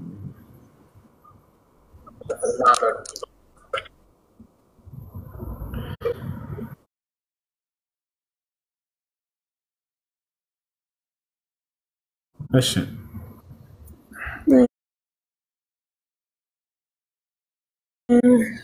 እሺ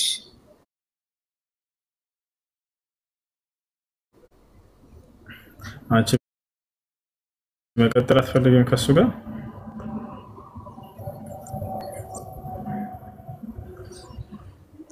እሱን እኔ አላውቅም። መቀጠል እፈልጋለሁ ማለት የመጀመሪያም ነው። በጣም ስለምወደው ወደዚህ ነገር የገባሁት በሱ ስለሆነ ማለት ቤተሰቤ ምናምን ሁሉ ነገር ያጣሁትና ግን ያው እኔ እንጃ ለስከሆነ ዝም ብላችሁ መለያየት ብቻ ከሆነ ፈትቼሻለሁ እስካላለ ድረስ ኒካው ስለማይወርድ ባልሽ ነው።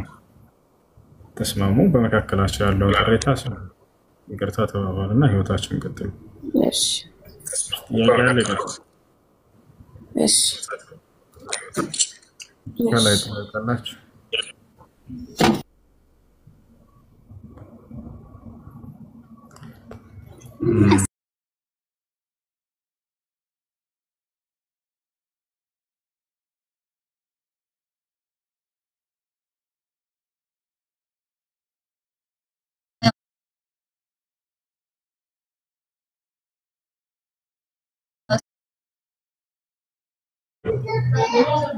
ዘንድ እንዳናገኝበታለሁ ብለሽ ነይተሽ በዛው ቀጥይ፣ ችግር የለም። እሺ ሁለተኛ ጥያቄ ከተፋታሁኝ 4 አመት ሆኖናል። ያኔ የፈታሁትን ባሌ ለመመለስ እንዴት ነው መመለስ የምንችለው? ምን ስንት ጊዜ ነው የፈታሽ? አንድ ጊዜ ነው?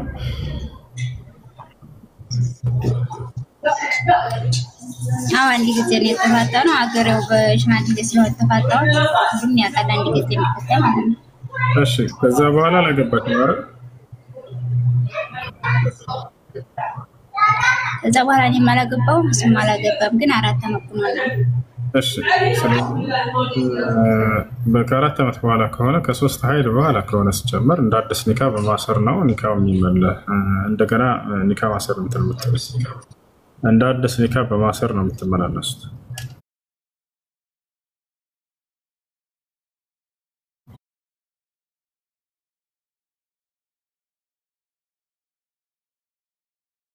ገና በአባትሽ በአካል ካለ እዛው በአካል ሄዶ ማሰር አለበት። ከሌለ በአካል መገኘት የማይችል ከሆነ ወይ ውክልና ይሰጣል ሀገሩ ላይ ወይንም ደግሞ በስልክ ኒካ ያስራል።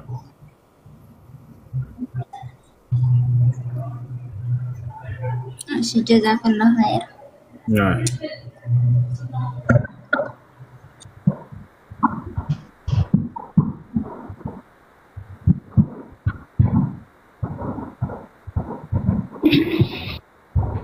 السلام عليكم አይሰማም? ወአለይኩም ሰላም ይሰማል። ብዙ ጥያቄ አለ። ጥያቄ ቁርአን ላይ በተውራትና በወንጌል ይላልና ተውራትና ወንጌል እነማን ናቸው? የት ነው ያሉት? ድምፅሽ እንትን ይላል በደንብ አይሰማም ማለት ሶስት ጥያቄ ነው ያለኝ። በተውራትና በወንጌል እመኑ ይላልና ተውራትና ወንጌል የት ነው ያለው? ኦኬ ተበረዘዋል ያለው ተበረዘዋል። ስለዚህ በተውራትና በወንጌል እመኑ ሲል በሙሳና በኢሳ ላይ እነዚህ መጽሐፍቶች አውርዷቸው እንደነበር ማመን፣ አሁን ላይ ደግሞ ተበረዘዋል ብሎ ማመን፣ ሁለቱንም አላህ ተናግሯል። ስለዚህ በተውራትና በወንጌል ተውራት ለሙሳ ተሰጥቶ የነበረ መጽሐፍ እንደነበር እናምናለን። ወንጌል ለኢሳ ተሰጥቶ የነበረ መጽሐፍ እንደነበር እናምናለን። አላህ ሱብሓነሁ ወተዓላ በቁርአን ላይ ይናገራል። እሺ ሁለተኛ ጥያቄ ፎቶ አቀናብሮ መላክም ሆነ ሳይቀናበርም ፎቶውን ሼር ማድረግ እንዴት ይታያል በእስላም? እሺ መጥራቅ ፈልገሽ ነው? ነብያችን ሰለላሁ ዐለይሂ ወሰለም ሐዲስ ላይ ነብያችን ሰለላሁ ዐለይሂ ወሰለም አላህ በቁርአን ላይ ሲናገር ወቀርነ ፊ ቡዩቲኩነ ወላ ተበረጅነ ተበሩጀ الجاهلية الأولى ይላል። ሴቶች ሆይ በቤታቸው መርጋትን እርጉ፣ እንደ ቀደምት መሃይማን ዘመን ሴቶች መገላለጥን አትገላለጡ ይላል። ሴት ልጅ እንደዛ ማድረጓ ተገቢ አይደለም። እሺ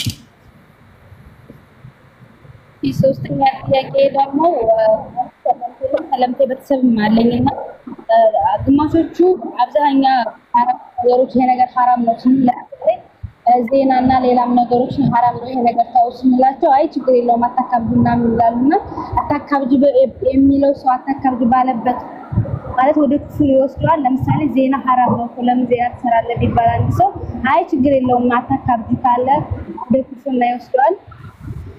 በአለማ ከሆነ ሰው ዳዕዋ ይደረግለት ወንጀል ተው የተባለ አታካብዱ ማለት ተገቢ አይደለም። የአላህን ህግ ካላከበረ ሌላ ምን ሊያካብድ? ነቢያችን ሰለላሁ ዐለይሂ ወሰለም ማ ካነ የግደብ ሊነፍሲሂ ኢነማ ኢዛ እንተሀከት ከሊማቱላህ ካነ ዩራ ገደቡሁ ዐላ ወጅሂ። በፊታቸው ላይ ቁጣ ይታይ ነበር የአላህ ህግ ሲጣስ ጊዜ። ራሳቸው ጉዳይ ጣጣ የላቸውም ነበር፣ አይበቀሉም ነበር፣ ሰዎች ይቅር ይሏቸው ነበር። ነገር ግን የአላህን ህግና ስርዓት ሲጣስ ካዩ ጊዜ በጣም ይቆጡ ነበር።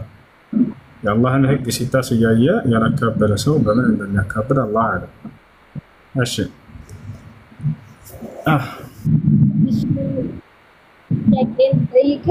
እኔ ሰለምቴ ነኝና በእኔ የተነሳ ደግሞ አሁን ያለሁት ኢትዮጵያ ገብቼ ወንድሜ ነስም ይባላል።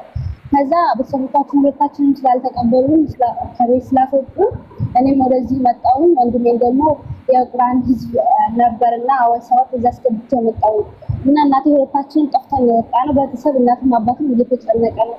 እዚህ ከመጣን ግን ደውለንላቸዋል። ደግሞ ስለሚቆጡ ብዙ ጊዜ እንደውልላቸውም ሌላ ቤተሰብ ሌላ አጎት ምናምን እየደወለ እያለቀሱ እያሉ ያስቸግሩናልና በእነሱ አለብን እንደዚህ በማድረጋችን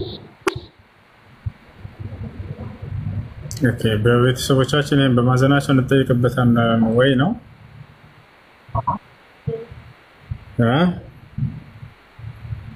አዎ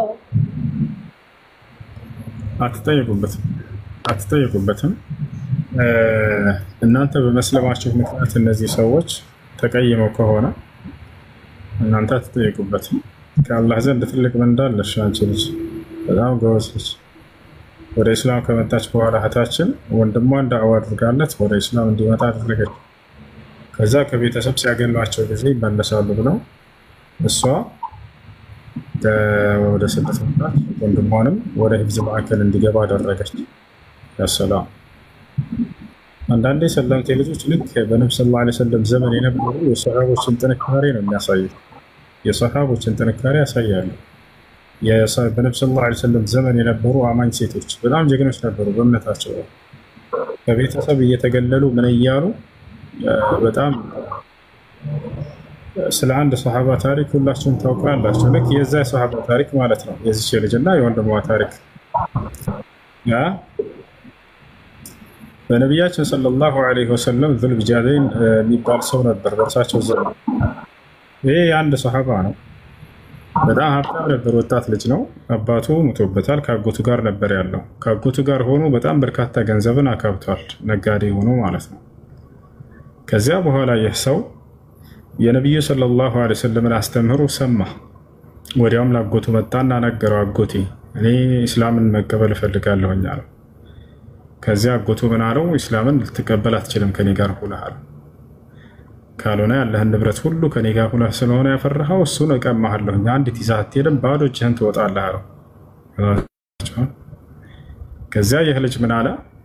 የምትፈልገውን ሁሉ መውሰድ ትችላለህ፣ ግን እስላምን ከመቀበል በፍጹም አታግደኝም አለው። ከዚያ በኋላ ሙሉ ንብረቱን ቀማው። ከዚያ ሊሄድ ሲል ና አለው። የለበስከውን ልብስ አውጣ፣ እርቃንህን ትሄድ ከሆነ አያለሁኝ አለው። የለበሰውን ልብስ አስወለቀው። ይቀራል ብሎ አይቶ ነበር፣ አስቦ ነበር ሰውየው።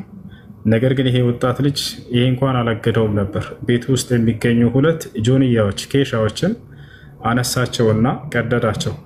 አንዱን ከላይ ሰውነቱን ጠቀለለበት ሸፈነው፣ ሌላኛውን ጆንያ ደግሞ ከታች እንደ ሽርጥ ተጠቀመው፣ አሰረው።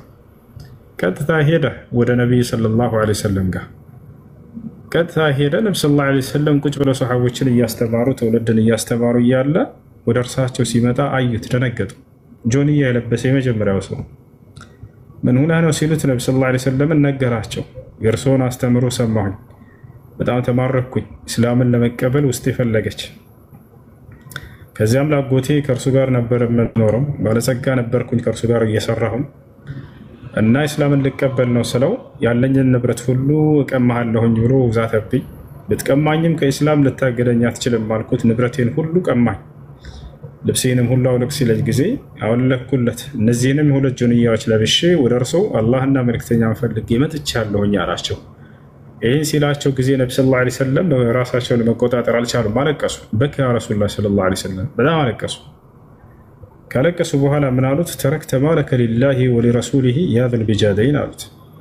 አንተ የጆንያዎቹ ባለቤት ሆይ ገንዘብህን ንብረትህን ሁሉ ለአላህና ለመልእክተኛው ስትል ጥለህ መጣህ አሉት። ወደ እስላምን ተቀበለ። የእርሳቸው አንድ ተማሪ ሆነ፣ የእርሳቸው አንድ ሰሃባ ሆነ እና ያንም ዛሬ እስላምን ተቀበለች። ከቤተሰብ አገለሏት። ነገር ግን ይህች ልጅ ልትመለስ አልቻለችም ወደ ባዕድ አምልኮ ዳግም። ከዛ ወንድሟንም ጭራሽ አስተማረችው። ወንድሟንም ወደ እስላም እንዲመጣ ሆነ። ከዚያ በኋላ ራሷንና ወንድሟን የምታስተዳድርበት ስራ ልትሰራ ወጣች። ወንድሟን ወደ ሂፍዝ ማዕከል አስገብተዋለች። ቤተሰብ ግን በዚያ ነገር ጋር አግልለዋቸዋል።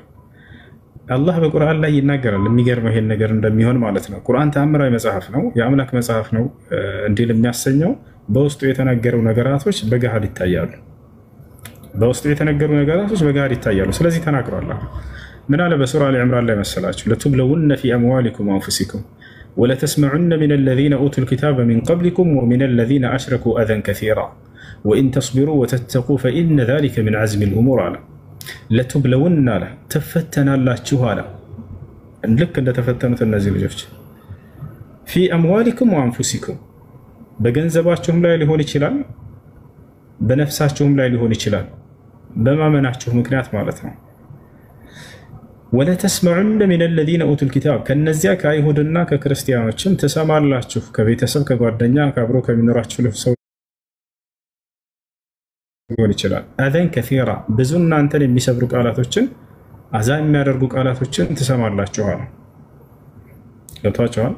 በማመናቸው ምክንያት ከቤተሰብ በነፍሳቸው ላይ አዛ ደረሰባቸው ማለት ልክ አላህ Subhanahu Wa Ta'ala ቁርአን ላይ እንደተናገረው በቃ ትፈተናላችሁ በማመናቸው ምክንያት ይሄን እያወቃችሁ አለ። ታዲያ እነዚህ ልጆች ከታገሱ ምንድነው ምንዳቸው አላህ ያዘጋጀላቸው ከተባለ ቀጥሎ ተናገረ። ወኢን ተስቢሩ አለ ብትጸኑ በእምነታችሁ ላይ በትታገሱ ግን አለ ወተተቁ እኔንም ብትፈሩ በዚያው በእምነታችሁ ላይ በትቀጥሉ ጸንታችሁ فإن ذلك من عزم الأمور ይህ ከቁርጠኝነት ባለቤት ተብሎ ከተገለጹት ጋር የሚያስመድባቸው የሆነ ነገር ነው አለ። ማናቸው የቁርጠኝነት ባለቤት ተብሎ የተገለጹት? አምስቱ ነብያት ከነዚያ ጋር ነው ምንዳቸው እነዚህ ልጆች ማናቸው? ኡሉል ዐዝም እነ ነብዩ ሰለላሁ ዐለይሂ ወሰለም፣ ኢብራሂም ዐለይሂ ሰላም፣ ሙሳ ዐለይሂ ሰላም፣ ዒሳ ዐለይሂ ሰላም፣ ኑህ ዐለይሂ ሰላም ከነዚህ ጋር ነው ምንዳቸው መልቂያማ በእምነታቸው ላይ ተፈትነው ጸንተው እስከ ሞታቸው ፍጻሜ ድረስ የፈለገ መከራ እየደረሰባቸው ከቤተሰብ ከጓደኛ እነዚህ ጸንቶች በእምነታቸው ላይ የታገሱ ሰዎች በቀጣዩ ዓለም ምንዳቸው ከነዚህ ከተላላቅ ከአምስቶቹ ነብያት ጋር ነው። ያን ምንዳ እያሰባችሁ ኑሩ። ምንም መከራ ቢደርስባችሁ ከነዚያ ነብያቶች ጋር የምትሆኑ ከሆናችሁ ምድር ላይ የሚያልፈው መከራ ምንም መስሎ አይታያችሁም። ገብታችኋል? እሺ ቀጥሉ። ሌላ ጥያቄ አለ? ሰላም አለይኩም ወሰለም። ባገኛ አንተ ለመግደል ወደ ኋላ ልልም ነበር።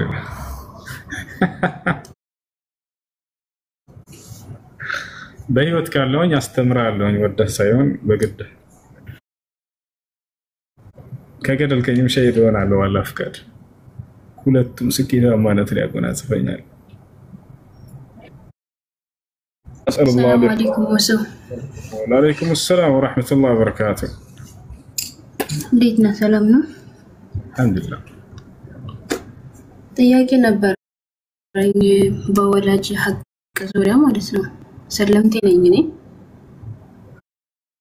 እሺ መጀመሪያ ጥያቄ የሰለምኩት ከእናቴ ጋር ነበረ። እናቴ ግን የሰለመችው ለትዳር ነበረ። ከዛን እሷ ስትሰልም አብሬያት የነበርኩት እኔ ነበርኩና አሰለመችኝ። ግን ከሰለመች በኋላ ያ ትዳር አልቀጠለም። ሳትጀምሮ ቤተሰብ አይሆንም ብሎ አቋረጠባት። ከዛንም ራሷን ችላ እየኖረች ያለ ወደ እነሱ እንዳትመለስ ምናምን አስፈራሯት፣ እንድትመለስ ወደ ነበረችበት ማለት ነው። ከዛን ልትመለስ ስትል እኔ ወጣሁኝ ከሷ ማለት ነው። እሷን ትቻት ወደ ሌላ ሰው ሄድኩኝ። እዛን እየመለሰችኝ እየሄድኩ ያየኋት በመሃል ምናምን መጨረሻ ላይ እኔም እየወሰደችኝ እኔም እየተመለስኩኝ የምመለሰው በዛ ጠፍቼ ነበር። ያኔ እንዳትመለሰኝ ስለምፈራ ማለት ነው። ያኔ ትንሽ ነበርኩኝ። ሜቢ እድሜ ከ9 እስከ 10 በሚሆን እድሜ ውስጥ ነበርኩኝ። ከዛን በዛው ያለሁኝ መጨረሻ ላይ ከአንዴ ሁለቴ ሂጂ አየኋት።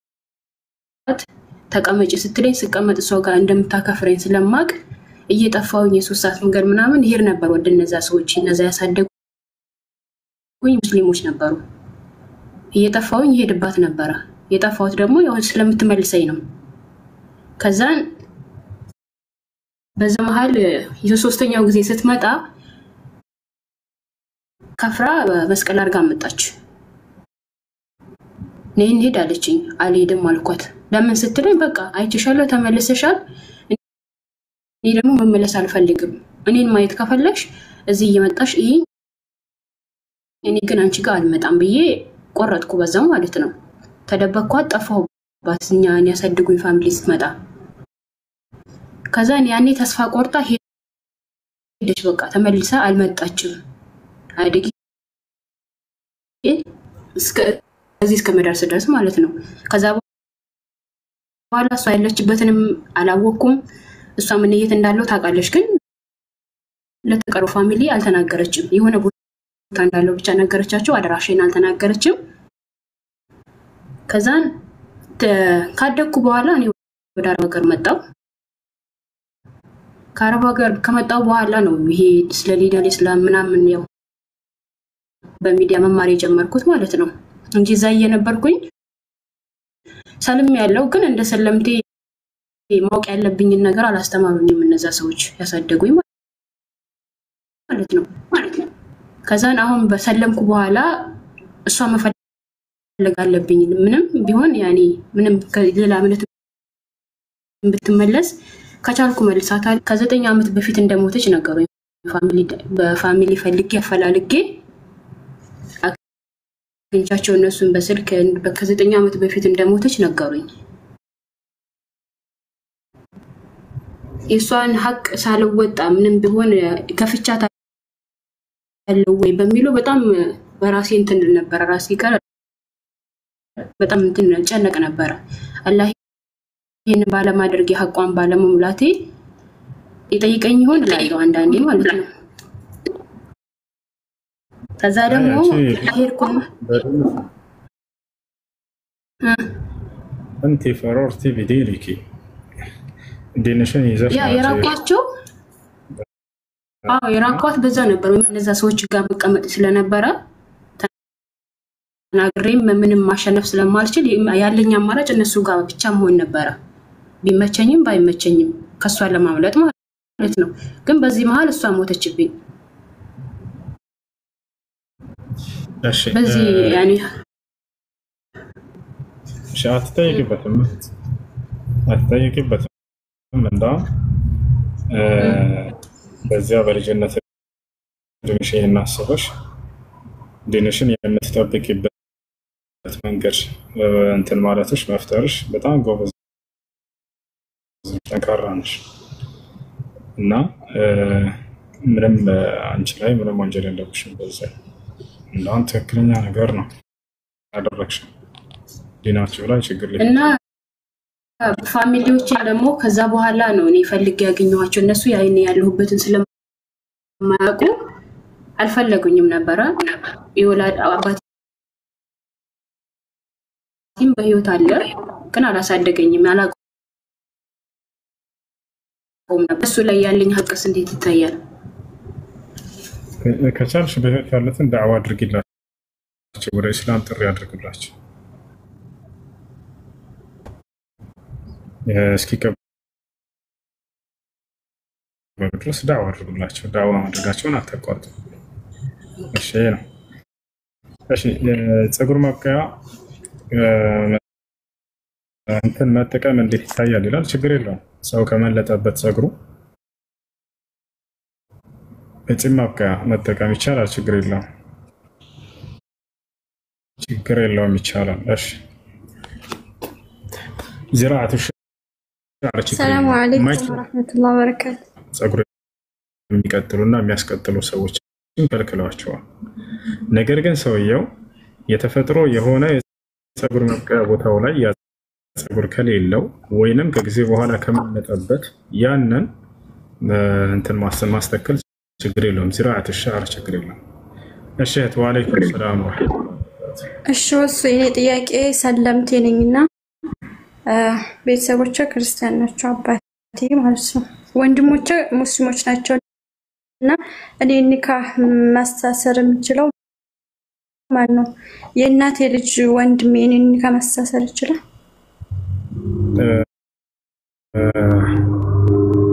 በእናትም በአባትም የሚወለዱኝ አሉ ወንድሞች፣ እነሱ ሙስሊሞች ናቸው።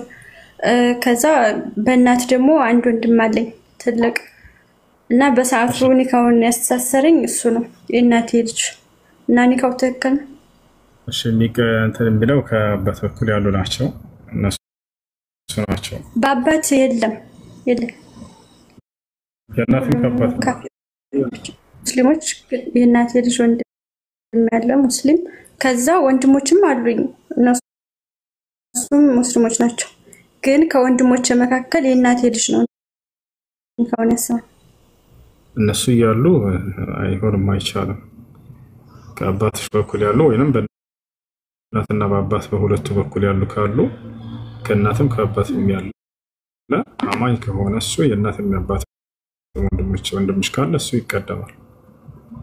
እሱ በሰዓቱ አላቅም ነበረ የእናትና የአባት ልዩነት እንዳለውና ያው እንደ ሰልመዋል፣ ግን ስላላወቅን እሱን ያስተሳሰል ከተቻለ አሁን ካሉ እነዚህ ልጆች ይድገሙልሽ ኒካሁን ወንድምሽ الأخ الشقيق مقدم من الأخ ከእናትም ከአባትም የተወለደ የሆነ ወንድምሽ ይቀደማል። እሱ እያለ ሌላ መጥቶ ማስረጃ ይችላል። እሺ ሌላው ጥያቄ ከዚህ ከሳውዲ ወደ ኢትዮጵያ የሰው ልጅ ይዞ መሄድ ይቻላል? እናቱ ጋር ተስማምቶ ልጅ ነው ብሎ ለተናው በረከ አለይኩም ሰላም። እሺ ክርስቲያን ካለ አስቀድማቸው። ክርስቲያን አለ ያናግረኝ። ለኸይር السلام عليكم استاذ. وعليكم السلام ورحمة الله وبركاته. እንዴት ነው? الحمد لله. ሁሱ ሰላም አለይኩም ኡስታዝ። عليكم السلام ورحمة الله وبركاته. አንድ ሌላ እምነት ተከታይ ነበርና የሆነ መጠየቅ የሚፈልገው ጥያቄ ነበር። ስለ ሙፍቲውም ጠየቀኝ፣ እስልምና ቁርአን ላይ ግደሉ ይላል ምናምን ነገር እያለኝ ኖ ይሄ ነገር እንደዚህ አይደለም ገብተህ መጠየቅ ትችላለህ ብዬው ነበርና አሁን አጠገቤ ነው ያለውና ሙፍቲውን ለምን የምትቃረኑት ምናምን ነገር አለኝ። እሱንም አንድ ላይ ትጠይቃለህ ብዬው ነበር። እስቲ ይጠይቅ፣ አጠገቤ ነው ያወራክ ኡስታዝ። እሺ ሰላም፣ እንዴት ነህ ኡስታዝ? ሰላም ነው። እንዴት ናችሁ? ሰላም ናችሁ? አለን አልሐምዱሊላህ። ማን ነው? አለን ክብሩ ይስፋ። አሁን እኮ ከስራ እየተመለስን አንዳንድ ጥያቄዎችን ጠየቁት ጓደኛዬ ነውና ኪያር፣ እስኪ እንደው ለምንድን ነው እንደዚህ አይነት የተለያዩ ኔጌቲቭ ኮሜንቶችን አየሁኝ ትላንትና ፌስቡክ ኮሜንት ላይ። ለምንድን ነው ግማሽ ሰው ይወዳቸዋል፣ ግማሽ ሰው ጥላቸው ለምን መጣ ብዬ እንደው እንዲሁ ወንደር አደረኩና ጠየቅኩት። እንደዚህ ብሎ ነገረኝ። የሆነ ነገር አለኝ፣ ብዙ መለሳለስ ያበዛሉ አይነት ነገር ሲለኝ፣ ለምን እንደዚህ አልክ? ምን ችግር አለው መለሳለሱስ? ያው ሌላ እምነት ጋር አብሮ ለመኖር የሌላውን እምነት ማክበርና ህጉን በማለቴ ባትከተለው እምነቴ ብለህ ህጋቸውን መቀበል ማክበር ግድ ነው። ያ ነው ወይ እንደዚህ ያስጠላቸው አልኩኝ። አይ ብሎ ሌላ ነገር ነገረኝ ጓደኛዬ። እስኪ እንደው ላይቭ አለ ገብቷል እሱን እንጠይቀው ምናምን አለኝ። እስኪ እሺ ያልኩት እንደውም መኪናውን ጥጋ ሲዘን ነው እየጠየቅን ያለነው። በምንድነው ቤዚካሊ ጥያቄው ምንድነው? እስልምና ሲነካ በእምነት ከመጣ ጅሃዳ የሚባለው ነገር እንዴት ነው? በቁርአን ምን ይባላል? ቁርአን ላይ አለ የሚባል ነገር ከልጅነት ስንሰማው ያደግነው ነገር ነው። እምነት ቢነካ ምን ያዛል እስልምና? እኔ ሙስሊም ቤተሰብ አለኝ። አያቴ ሙስሊም ነው፣ አጎቶቼ ሙስሊሞች አሉ። ግማሽ ክርስቲያን ግማሽ ሙስሊም ነው። እንደዚህ አይነት ነገር እንዳለ እንግዲህ አውቃለሁኝ። ቁርአን ከፍቼ አላነበብኩም አልኩት። እንዲሁ ግን ሲባል እንሰማለን። አንድ ሰው እስልምና ቢሳደብ ስለ እስልምና መጥፎ ነገር ቢያወራ ለምሳሌ ወይ ደግሞ መስጂድ ላይ የሆነ ነገር ቢያደርግ ምን ይላል እስልምና የሚለውን እስኪ እኔም እንደው ብዙ አላወኩም ስላለ እስኪ አንተ አብራራለን። እሺ አንድ ሰው ጂሃድ የሚባለው እሱን ላስረዳቸው። አንድ ጂሃድ ብሎ ማለት ቀጥታ ትርጉሙ ትግል ማለት ነው። ትግል ማለት ነው። ያን በሃይማኖት የሚጋደልህ የመጣን አካል በክብርህ ላይ ሊተላለፍና ሊጋደልህ የመጣን አካል ከራስህ በመከላከል የምታደርገው ትግል ጂሃድ ተብሎ ይጠራል። ይሄ ማንኛውም ንጹህ አእምሮ ያለው ሰው የሚቀበለው ነገር ነው። አንተ አንድ ሰው መጥቶ ሊጋደልህ ከፈለገ የዛኔ ልትከላከል ይገባል ከራስህ አረንድ። ያ ነው ጂሃድ የሚባለው። አላህ በቁርአን ላይ ይናገራል ምን አይነት ሰዎችን ነው ተዋጉ እያለ እየተናገረው። ለመሆኑ ዝም ብሎ ንጹሃኖችን ግደሉ ብሏል አላህ? በፍጹም አላለም። ወቃቲሉ ፊ ሰቢልላሂ አለዚነ ዩቃቲሉነኩም አለ። እነዚያን በአላህ መንገድ ላይ የሚጋደሏቸውን ተጋደሏቸው አለ። ሰውየው በአንተ ላይ ድንበር አልፋለሁ ወሰን አልፋለሁ ብሎ ከመጣ እስክስታ የመታህ አትጠብቀው። ከራስህ መከላከል ግድ ይላል። ነፍስህን እስኪያጠፋ ድረስ መጠበቅ የለብህም። አየህ፣ ለመጀመሪያ ጊዜ ጂሃድ ሲደነገግ የወረደው የቁርአን አንቀጽ ምንድን ነው? ኡዚነ ሊለዚነ ዩቃተሉነ ቢአነሁም ዙሊሙ አለ። ለእነዚያ ለተበደሉ ሰዎች፣ ለተገፉ ሰዎች ከራሳቸው እንዲከላከሉና እንዲዋጉ ተፈቀደላቸዋል። ነቢዩ ሙሐመድ ሰለላሁ ዐለይሂ ወሰለም መካ ላይ ለ13 ዓመት ያክል ሲያስተምሩ ጂሃድ አልተደነገገም ነበር። ጸጥ ብለህ አስተምር ነበር የተባሉት።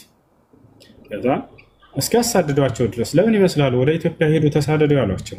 ጂሃድን ላለማድረግ እኮ ነው እንጂ ይችሉ ነበር እዛው መከላከል።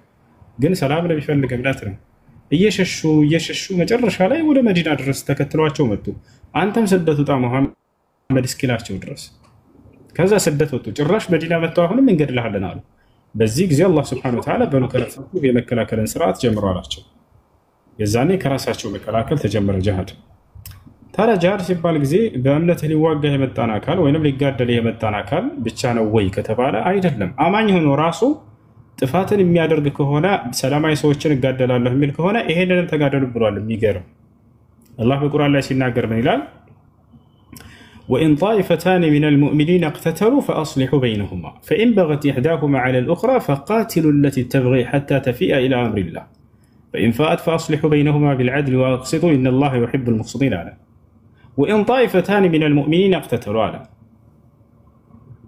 ሁለት ጭፍሮች ከምእመናን የሆኑ ቢጋደሉ አለ ቢጣሉ አማኝና አማኝ فأصلحوا بينهما በመጀመሪያ በመካከላቸው አስታርቋቸው አለ። የማስታረቅን ስራ ስሩ።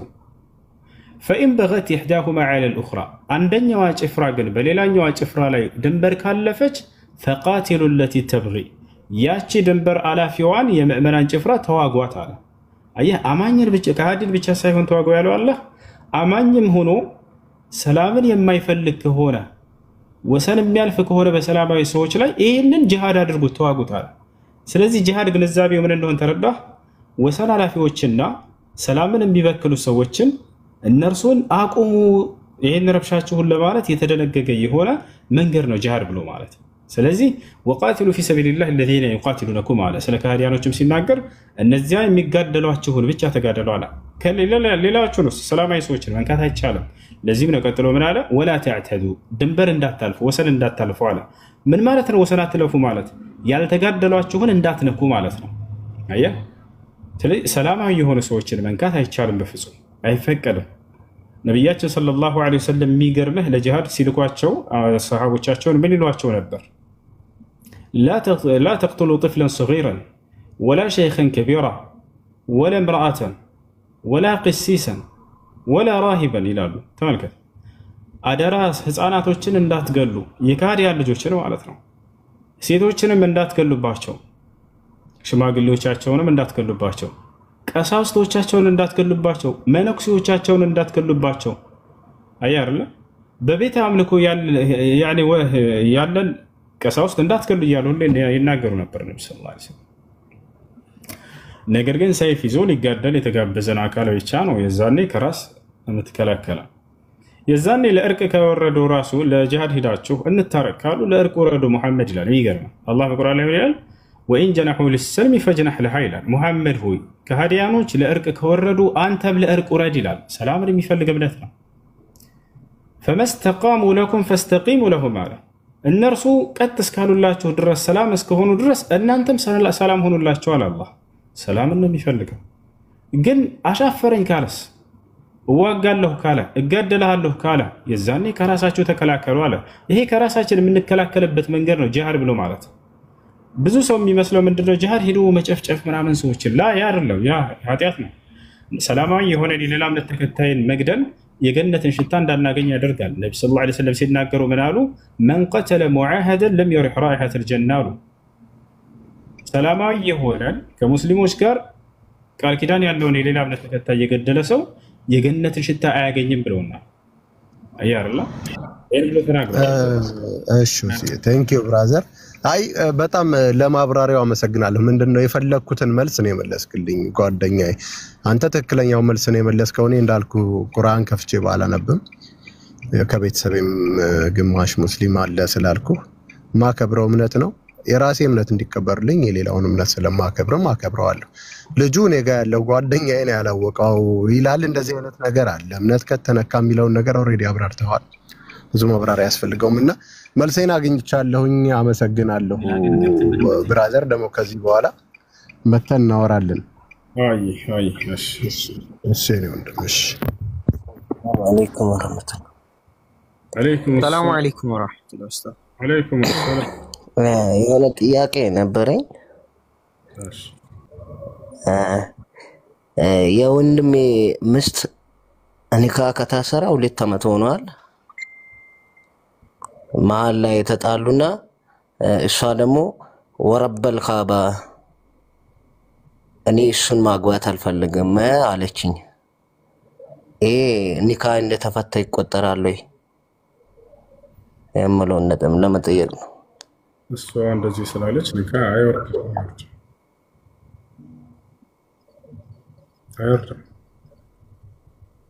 ኦኬ እሱን ለመጠየቅ ነበር። ጀዛከል አያክ ፈትቻለሁ ብትልም አይወርድም። እሺ ጥያቄ አለ ጠይቅ። እኔ ነኝ ኡስታዝ እና ስልኬ 8% ደርሷል እየዘጋብኝ ነውና ቻርጅው ነው የማወራው ግን በቃ እየወረደ ነው እየቻርጅኩት። مرحبا እሺ ጂዚያ ሲከፍሉ ዋሪ አድርጓቸው የሚለውስ ይላል። ቆይ አንዴ ላውራራላት እቺን ክርስቲያን ወይንም ክርስቲያን ልጅ እሱ የሚናገረው ስለምን መሰለሽ ዝም ብሎ ሄዶ የማንኛውንም እምነት ተከታይ ምናምን ሳይሆን ለምሳሌ የሙስሊም ሀገር ሙስሊም መሪ ነው የሚያስተዳድራት በእነሱ ቁጥጥር ስር ሆነች። ገብታችኋል? በቁርአንና በሐዲስ ይተዳደራል። በዚያች ሀገር ላይ አይሁዶችና ክርስቲያኖች ካሉ ወይንም የሌላ እምነት ተከታይ ካሉ መጀመሪያ ዳዕዋ ይደረግላቸዋል፣ ወደ እስላም ጥሪ ይደረግላቸዋል። አንቀበልም ካሉስ እንቀደላቸዋለን? ላ አንቀደላቸውም። በዛቸው ሀገር የሚኖር ሙሉ መብት ይሰጣቸዋል። ግን ምን ይከፍላሉ? ግብር ይከፍላሉ። ባጭሩ ይሄ ነው። ግብር ይከፍላሉ። ሙስሊሙስ ይከፍላሉ ወይ ከተባለ ሙስሊም ከግብር እጥፍ የሆነ ዘካ የሚባል አለበት። ያንን መስጠት ይጠበቅበታል። እርሱ ዘካ ካልሰጠስ እሱንም እንዋጋዋለን። ይወጣቻል አይደል? መስጠት አለበት። ያ ነው። ስለዚህ ሁላቸውም ያን የሚከፍሉትም እነዚህ የሌላ እምነት ተከታዮች ምንድነው ከተባለ መቼም አንድ ሀገር ላይ ሲኖር ጊዜ አንድ ግለሰብ ለሀገሪቱ ማስጠበቂያ የሚሆን የወታደር የፖሊስ የብዙ አለበት መንግስት። ያንም ደግሞ የሚከፍለው ከህዝቡ በሚገኘው ነው አይደለ? የዛኔ እነዚህ ሰዎች የሚከፍሉት ዞሮ ዞሮ ለምንድን ነው ከተባለ ለራሳቸው ደህንነት ማስጠበቂያ እንጂ ሌላ አይደለም። ግብር የሚከፍሉት ማለት ነው። ታቻል ያን አልከፍልም ቢል በአንድ ሀገር መንግስት ግብር አልከፍልም ቢል ዶክተር አብይ ለዛ ይለቀዋል ሰውየውን። እያንዳንዱ ነጋዴ ዛሬ ግብር ይከፍላል አይደለ? ለሚሰራበት ሀገሪቱ ላይ ያን አልከፍልም ቢል በሰላም መስራት ይችላል አይችልም? አይችልም። ይዘጋበታል፣ እስኮ እርምጃ ይወስድበታል። የተለየ ነገር አይደለም ኢስላም ያስቀመጠ ይሄን ነው። ግብር እየከፈሉ ይኑሩ አለ። በቃ ገብታችኋል? እምነታቸውን ማስለቀቅ ይቻላል ወይ? አይቻልም በፍጹም። ግብር ከፍለው እምነታቸውን በስነ ስርዓት በዛች በሀገሪቱ ላይ ማስኬድ ይችላሉ፣ መቀጠል ይችላሉ። ያ ነው ሐታ يعطوا الجزية وهم የሚናገረው። እሺ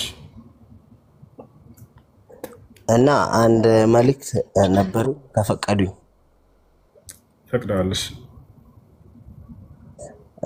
እዚህ በሀዲያ አካባቢ የሆነ መስጂድ ጀምረን ነበር።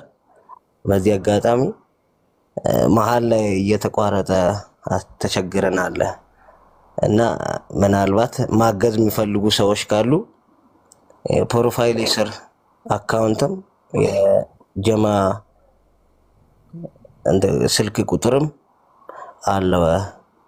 ሆሳና አካባቢ ነው። ማገዝ የሚፈልግ ካለ በዚህ አጋጣሚ በመለው ነው።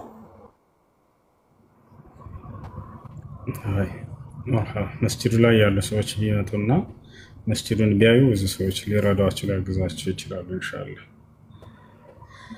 እሺ ጥያቄ አለ ግን ይሄው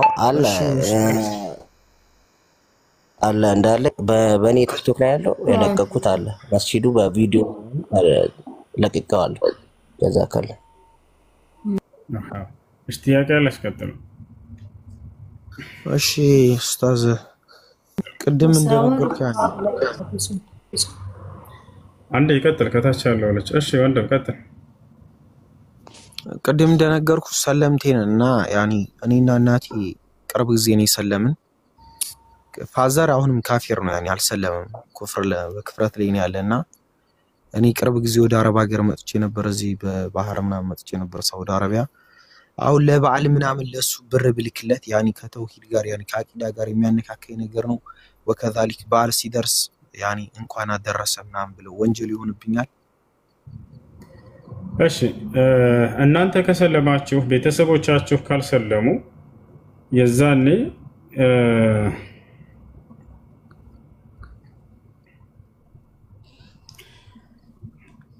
ምድራዊ ህይወታቸውን በሚመለከት ህይወት ማገዝ ትችላላችሁ።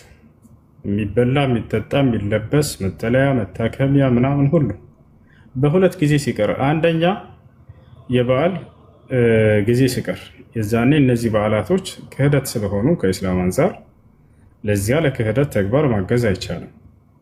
አምላክ ሞቷል ብሎ ሲያከብር አባትህ አምላክ የሞተበት ጊዜ ወይንም አምላክ የተሰቀለበት አምላክ የተነሳበት ትንሣኤ እያለ ሲያከብር ወይንም አምላክ የተወለደበት እያለ ሲያከብር እንኳን አምላክህ ተወለደ ብሎ ሙስሊም አያግዝም። ይልቁንስ አንተ የዛኔ ምንድነው ዳዕዋ አድርግ። አምላክህ እንዴት ናችሁ ቤተሰብ? እሺ አምላክ እንደማይሞት አምላክ እንደማይገደል አምላክ እንደማይሰጥ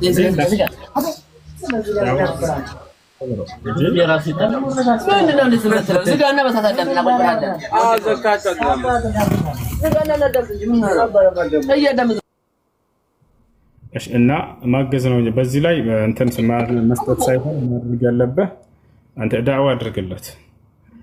ኢብራሂምን ውሰዱ። ኢብራሂም ዓለይሂ ሰላም ሱራ መርየም ላይ አንብቡት። አባቱን እንዴት አድርገው ሲያስተምረው ሲጠራው እንደነበረ ያ አበቲ ይለዋል። አባዬ ሆይ ኢኒ ቀድ ጃአኒ ሚነል ዒልሚ ማ ለም የእቲክ፣ ወደ አንተ ያልመጣልህ እውቀት ወደ እኔ መጥቶልኛልና ፈተቢዕኒ ተከተለኝ፣ አህዲከ ሲራጠን ሰውያ፣ ቀጥተኛውን መንገድ መራህ ዘንድ ይለው ነበር። ከሱ በፊት ምን አለው? ያ አበቲ ላ ተዕቡድ ሸይጣን፣ ያ አበቲ ሊመ ተዕቡዱ ማ ላ የስመዑ ወላ ዩብሲር ወላ ዩግኒ ዐንከ ሸይአ። አባዬ ሆይ ሊጠቅምህ ሊጎዳህ የማይችል ሊያይህ ሊሰማህ የማይችልን ግዑዝ ነገር ቀርጸህና ስለህ ለምን ለዚህ ትሰግዳለህ እያለ ይነግረው ያስተምረው ነበር። እነዚያ ምን ያደርጉ ነበር? ያለፉት ሰዎች በመካከላቸው ጻድቅ ናቸው ቅዱስ ናቸው ብለው የሚያስቧቸውን አካሎችና መላእክቶችን እየሳሉና እየቀረጹ ለእነዚያ ይሰግዱ ነበር። ዛሬ አብርሃም ቢመጣ ምንድን ነው የሚለው? ለመላእክና ለቅዱሳን ለጻድቃን እነዚህ ተቀርጸውና ተስለው ሲሰገድላቸው ከአምላክ ውጭ ሲጠየቁ ቢያዩ ነብያቶች ምንድን ነው የሚሏቸው? ገብታችኋል? ነብያቶች ይህን ያወግዙ ነበር። አንድን አምላክ ማንም እንኳን ያየው የለም፣ ማንም ሊገድለው ሊሰቅለው አይችልም። ገብታችኋል? አንደኛ ጢሞቴዎስ ምዕራፍ 6 ቁጥር 16 አምላክን አንድም ሰው እንኳን አላየውም ይላል። ሊያየውም አይቻለውም። ማንም ሊቀርበው በማይችል ብርሃን ውስጥም ይኖራል፣ ክብር ለእርሱ እስከ ዘላለም ይሁን አሜን ይላል። አንድም ሰው አላየውም እየተባለ አይ አምላክ ታይቷል፣ ተገድሏል፣ ተሰቅሏል ብሎ ማመን ምን ማለት ነው? ከነቢያት መንገድ ጋር ለዚያ ለአንዱ አምላክ እንድንሰግድ ነው ነቢ ሰለላሁ ዐለይሂ ወሰለም መጥተው የመጨረሻን ዘመን ነቢይ አላህ ያስነሳቸው። የነቢያትን መንገድ ሂድና ዳግም ለሰዎች ስበክ ብሎ ላካቸው። አምላክ የአብርሃም የኢስሐቅ የያዕቁብን አምላክ ያን አንዱን አምላክ አይሞትም፣ አይገደልም፣ አይሰቀልም፣ አይወለድም፣ አይወልድም። እርሱ ይፈጥራል፣ ያስገኛል፣ ነገራቶችን ካለመኖር ወደ መኖር ያመጣል። መሲሁንም ሆነ ማርያምን እንዲሁም ገብርኤልን፣ ሚካኤልን እነዚህ ሁሉ ያስገኛቸው ያ አንዱ አምላክ ነው። ገባችኋል? ይህ ነው እንዳጠቃላይ አስተምረው እንጂ አባትህን በዚህ በክህደት መንገድ ላይ አታግዝም። እሱን ወደ ጥፋት ነው እንደውም እያገዛችሁት ያላችሁት። የምትወዳቸው ከሆኑ ሰዎችን በጥፋት ላይ ስታዩቸው ከዚያ ከጥፋት እንዲመለሱ ማስተማር እንጂ በጥፋታቸው ላይ እንኩ ገንዘብ ብሎ መስጠት እነርሱን ማጥፋት ነው። ያ ወደ ጥፋት ነው እየመራቻቸው ያለው። ኢብራሂም ዓለይሂ ሰላም አባቱን እያየው ነው አይደል? በጣዖት አምልኮ ላይ ሳለ አያግዘው ነበር። ለዚያ እንዳውም ከዚህ ከጣዖት አምልኮ ከባዕድ አምልኮ ውጣ እያለ ያስተምረው ነበር። እሺ መርሐባ። ያኒ ግን በሌላ ነገር ዝም ብሎ በቃ በማንቀል ምናምን ለትካሩ ምናምን ቢላክለት ችግር የለም። ሐቁ ችግር የለውም። በማንቀል የሚበላ የሚጠጣ የሚለብሰው አግዘው። አላህ በቁርአን ላይ ሲናገር ወሳሒብሁማ ፊ ዱንያ ማዕሩፋ ይላል። ችግር የለውም። ይሄ መማማር እኮ ነው። ፈይዛ መማማር እኮ ሊቅ ያደርጋል። እንዴት ናችሁ ቤተሰብ? ሰላም ነው? ሰላም ናችሁ? አለን ሁሉ ሰላም ነው። እዚህ ትምህርት ሳዳምጥ ነበር እና እያዳመጥኩ ነበረ።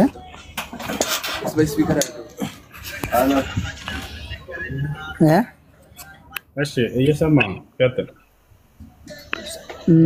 እና የሆነ ቦታ እንድታነብልኝ ነበር ከመጽሐፋችሁ ውስጥ።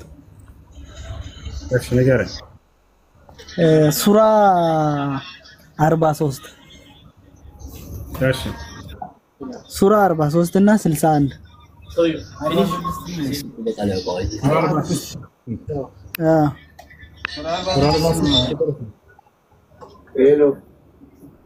ያ ሱራ 43 ቁጥር ስንት?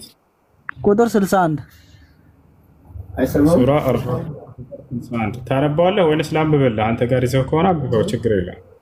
አይ አንብብልኝ እና ፍቹን ትነግረኛለህ። እሺ ችግር የለም። ሰላም ነው። ሰላም ነው። ከ61 ነው። ሙሉ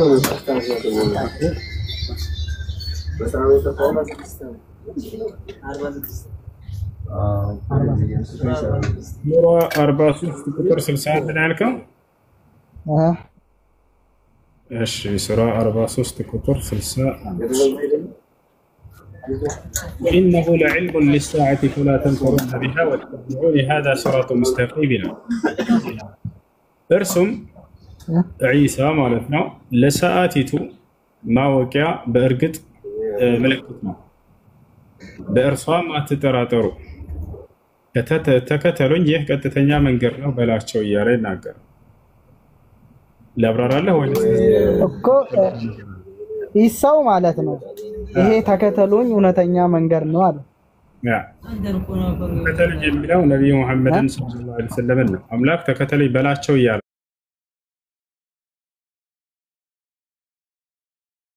በላቸው የሚለው አምላክ ነብዩ መሐመድን ነው። እስቲ ደግሞ አንብበው። እርሱም ዒሳ ለሰዓቲቱ ማወቂያ በእርግጥ ምልክት ነው፣ በእርሷም አትጠራጠሩ። 4 ነጥብ አደረገ። ይታያል። ከዚያ ምን አለ? ተከተሉኝ ይህ ቀጥተኛው መንገድ ነው በላቸው ይላል አምላክ። አላህ ነብዩ መሐመድን በላቸው የሚለው እርሱ ነው።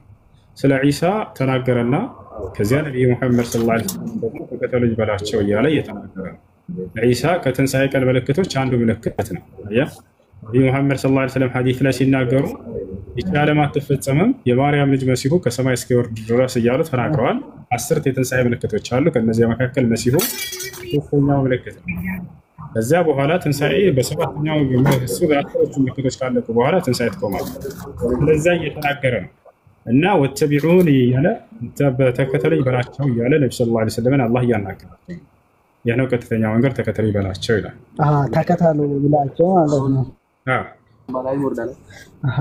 ኢየሱስ ክርስቶስ ለእናንተ አልሞተም።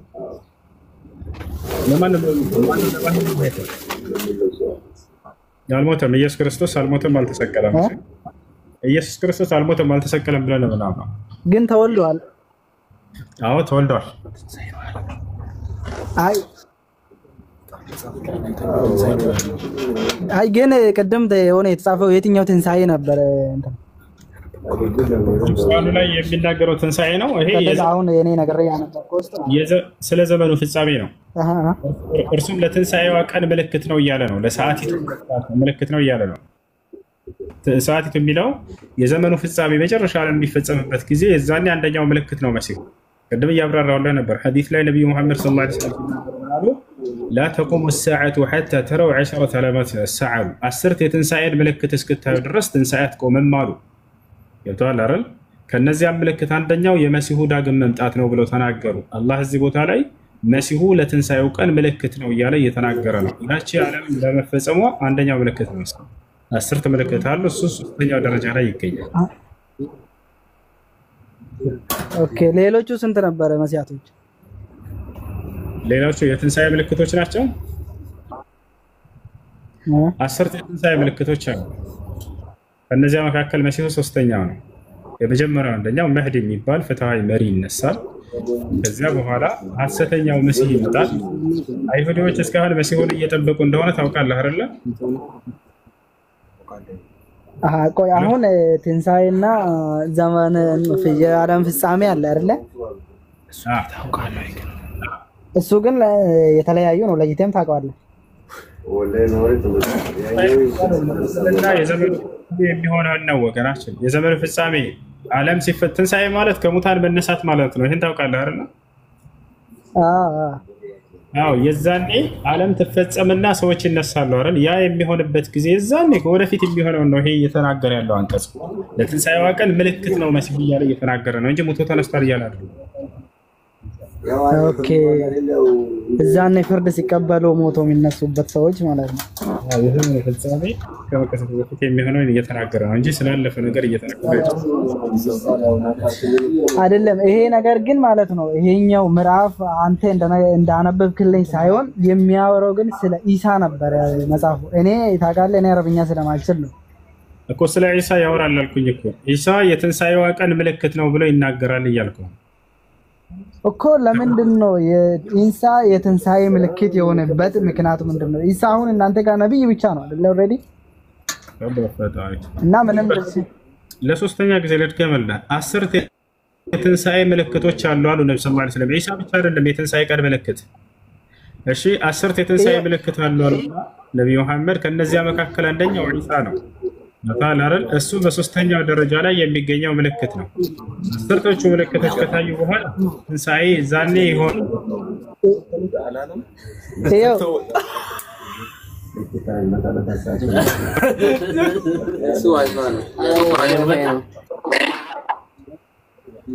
ይሰማል? ይቆራረጣል እንጂ ይሰማል። ይኸው ቀጥታ አብዛኛው ምዕራፍ ላይ ማለት ነው ስለ ኢሳ ነበር ያወራው። ትክክለኛ መንገድ ስሙት ነው ያለው። ሄሎ ኢሳ ይሰማል? ኢየሱስ ክርስቶስ አምላክ ነው ብለህ ነው የምታምነው? ኢየሱስ ክርስቶስ አምላክ ነው ብለህ ነው የምታምነው? አዎና እንዴ ኢየሱስ ግን አምላክ እንዳለው ይናገራል መጽሐፍ ቅዱስ ላይ እኮ። የትኛው ምዕራፍ ላይ? ዮሐንስ ወንጌል ምዕራፍ 20 ቁጥር 17 ላይ ኢየሱስ ክርስቶስ ወደ አምላኬ ወደ አምላካችሁ አድርጋለሁ እያለ ይናገራል። ኤፌሶን ምዕራፍ 1 ቁጥር 3 ላይ ኤፌሶን ምዕራፍ 1 ቁጥር 17 ላይ የኢየሱስ ክርስቶስ አምላክ ይባረክ ይላል።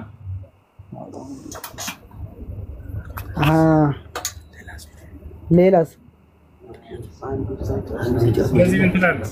ኢየሱስ ክርስቶስ አምላክ እንዳለ ይናገራል። ምን ትላለህ? እዛ ጋር ኢየሱስ ክርስቶስ አምላክ እንዳልሆነ የተናገረው። ያው ስለዚህ አምላኩ ማን ነው? የኢየሱስ ክርስቶስ አምላክ። ኦኬ ኢየሱስ ክርስቶስ ሲወለድ እዚህ ኢየሱስ ክርስቶስ መምጣቱ ሐሳቡ ምን ነበር? ኢየሱስ ክርስቶስ ወደ ምድር መምጣቱ ስለ ሐሳቡ በኋላ እናወራለን። አምላኩ ማን ነው እያልኩኝ ነው። አምላክ የለውም ስላልክ ነው ቅድም። አምላክ እንዳለው አመንካውን በቃሉ መሰረት ኖ እኔ አምላክ ብዬ ነው ማምነው። ነገር ግን አምላክ አለኝ ይላል ኢየሱስ። ላሳይህ ቃሉን ታነባዋለህ? እስቲ ንገረኝ።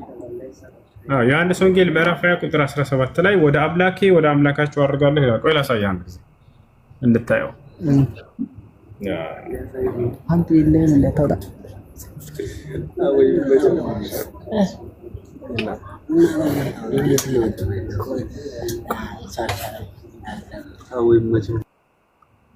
ያው እና እዚህ ጋር ምን ይላል?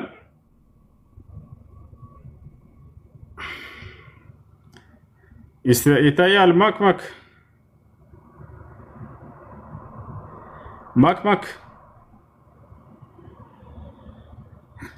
አሎ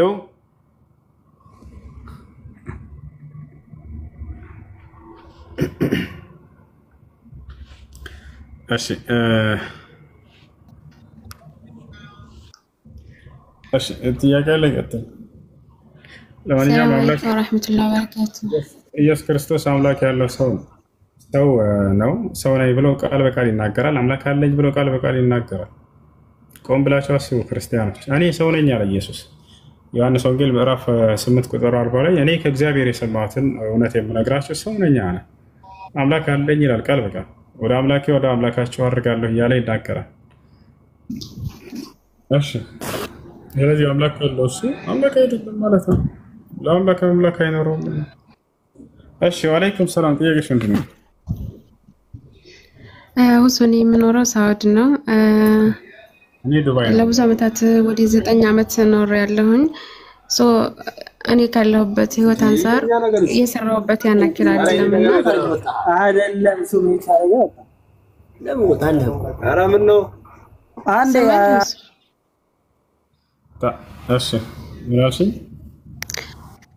እኔ የምኖረው ሳውዲ ነውና ለ9 ዓመት ሰርቻለሁ ሳውዲ ላይ የሰራሁበት በማይሆን መንገድ ላይ ወደ ዜሮ ተመድሻለሁኝና ከ9 ዓመት በላይ መስራት ታቃተኝ። በርግጥ ስራ አለኝ እኔ ቤት ነው የምንሰራው ያው ሳውዲ ስንኖርና ውጭ ላይ ስራ መስራት ፈልጌ ነበር። በኦንላይ ስራ ማለት ነው አግኝቼ ነበርና በኦንላይ ያኔ የሚሸጥ እንግዲህ አሁን በሚዲያ ነው እንደምታውቀውና እሱ እንዴት ይታያል ደሞ ቤት ላይ ነው የምሰራው ግን አልቻልኩም ያኔ አቃተኝ። በኦንላይ ስራ በሰራ እንዴት ይታያል? ፊትሽን ምናምን እንደዚህ ሰዓት ገልጭ ምናምን ከግርዶሽ በስተጀርባ ሆነሽ ሐላል የሆኑ ስራዎችን መስራት ችግር የለውም። ኦኬ ደግሞ ቤተሰቦቿ ክርስቲያን ናቸው ማለት የእናቴ ብቻ ናት። የእናቴ ቤተሰብ እንደዚህ አዙማ ሲሆን ሰርግ ሲሆን የሆነ ግብዣ እንጠራለን እንሄዳለን። ግን እነሱ እርድ ያርዳሉና የኛ እርድና የነሱ እርድ ይለያያል። እነሱ በሰሩበት ሳህን ማለት ይታጠባል 3-7 ታልታጠበ እንደ ነጃሳ ነው የሚታየው። እነሱ የጠጡበት እነሱ የነኩት ምናምን ንክኪ ይባላልና እንዴት ይታያል እሱ? ያኔ ዛ ስንከድ እንዴት መብላት እንችላለን? ስህተት ነው። አንድ እንደማንኛውም የተበላበት ከሆነ አንድ የታጠባችሁት በቂ ነው። 7 ጊዜ ጠቡ ምናምን የሚባለው ስህተት ነው። ስህተት ነው። ኦኬ አንድ የታጠብ ነው በቂ ነው ይበቃል። ኦኬ ከታይ ደግሞ የምትከታተለ ጓደኛ ያለች እየሰማኝ ነው። ያው እሷ መግባት ስላልቻለች ነው ባሏ ጋር 4 ዓመት ተቀምጣለች። ከ4 ዓመት በኋላ በሷ ምክንያት ነው የተጣሉት። እሷ በሷ ምክንያት ስለነበረ ተለያዩ። ጥፋት እሷ ናት ያጠፋችውና ተተለያዩ ኦልሞስት ዓመት ከምናምን ሆኗቸዋል። እስካሁን ድረስ ግን ጸጸት ነው ያኔ ባላረቁት በሷ ጥፋት ነው የተለያዩትና ለዚህ ነሲሃ ስጣት። እሷ ሰለምቴ ናት ያናክል ዲንን አታውቅም። በእርግጥ ቀዷ ገደር ነው። እኔ ባለኝ አቅም በማቀው ዲን አልእስላም አስረድቻታለሁኝ። ብዙ ጊዜ እኔ ባላረግ ኑሮ እኮ እንለያይ ነበር የሚል ጸጸት ወደ ኋላ መመለስ ምናምን ነውና ከታች እየተከታተለች ነውና ነሲሃ ስጣት። ጀዛከላህ ኸይረን በተር قدر الله ما شاء فعل። እሺ እና ባለፈ ነገር አትጨናነቁ። ራሳችሁን አታስቡ። የሆነ ነገር ከሆነ ሆኗል። መስተካከል የሚችል ከሆነ ያኔ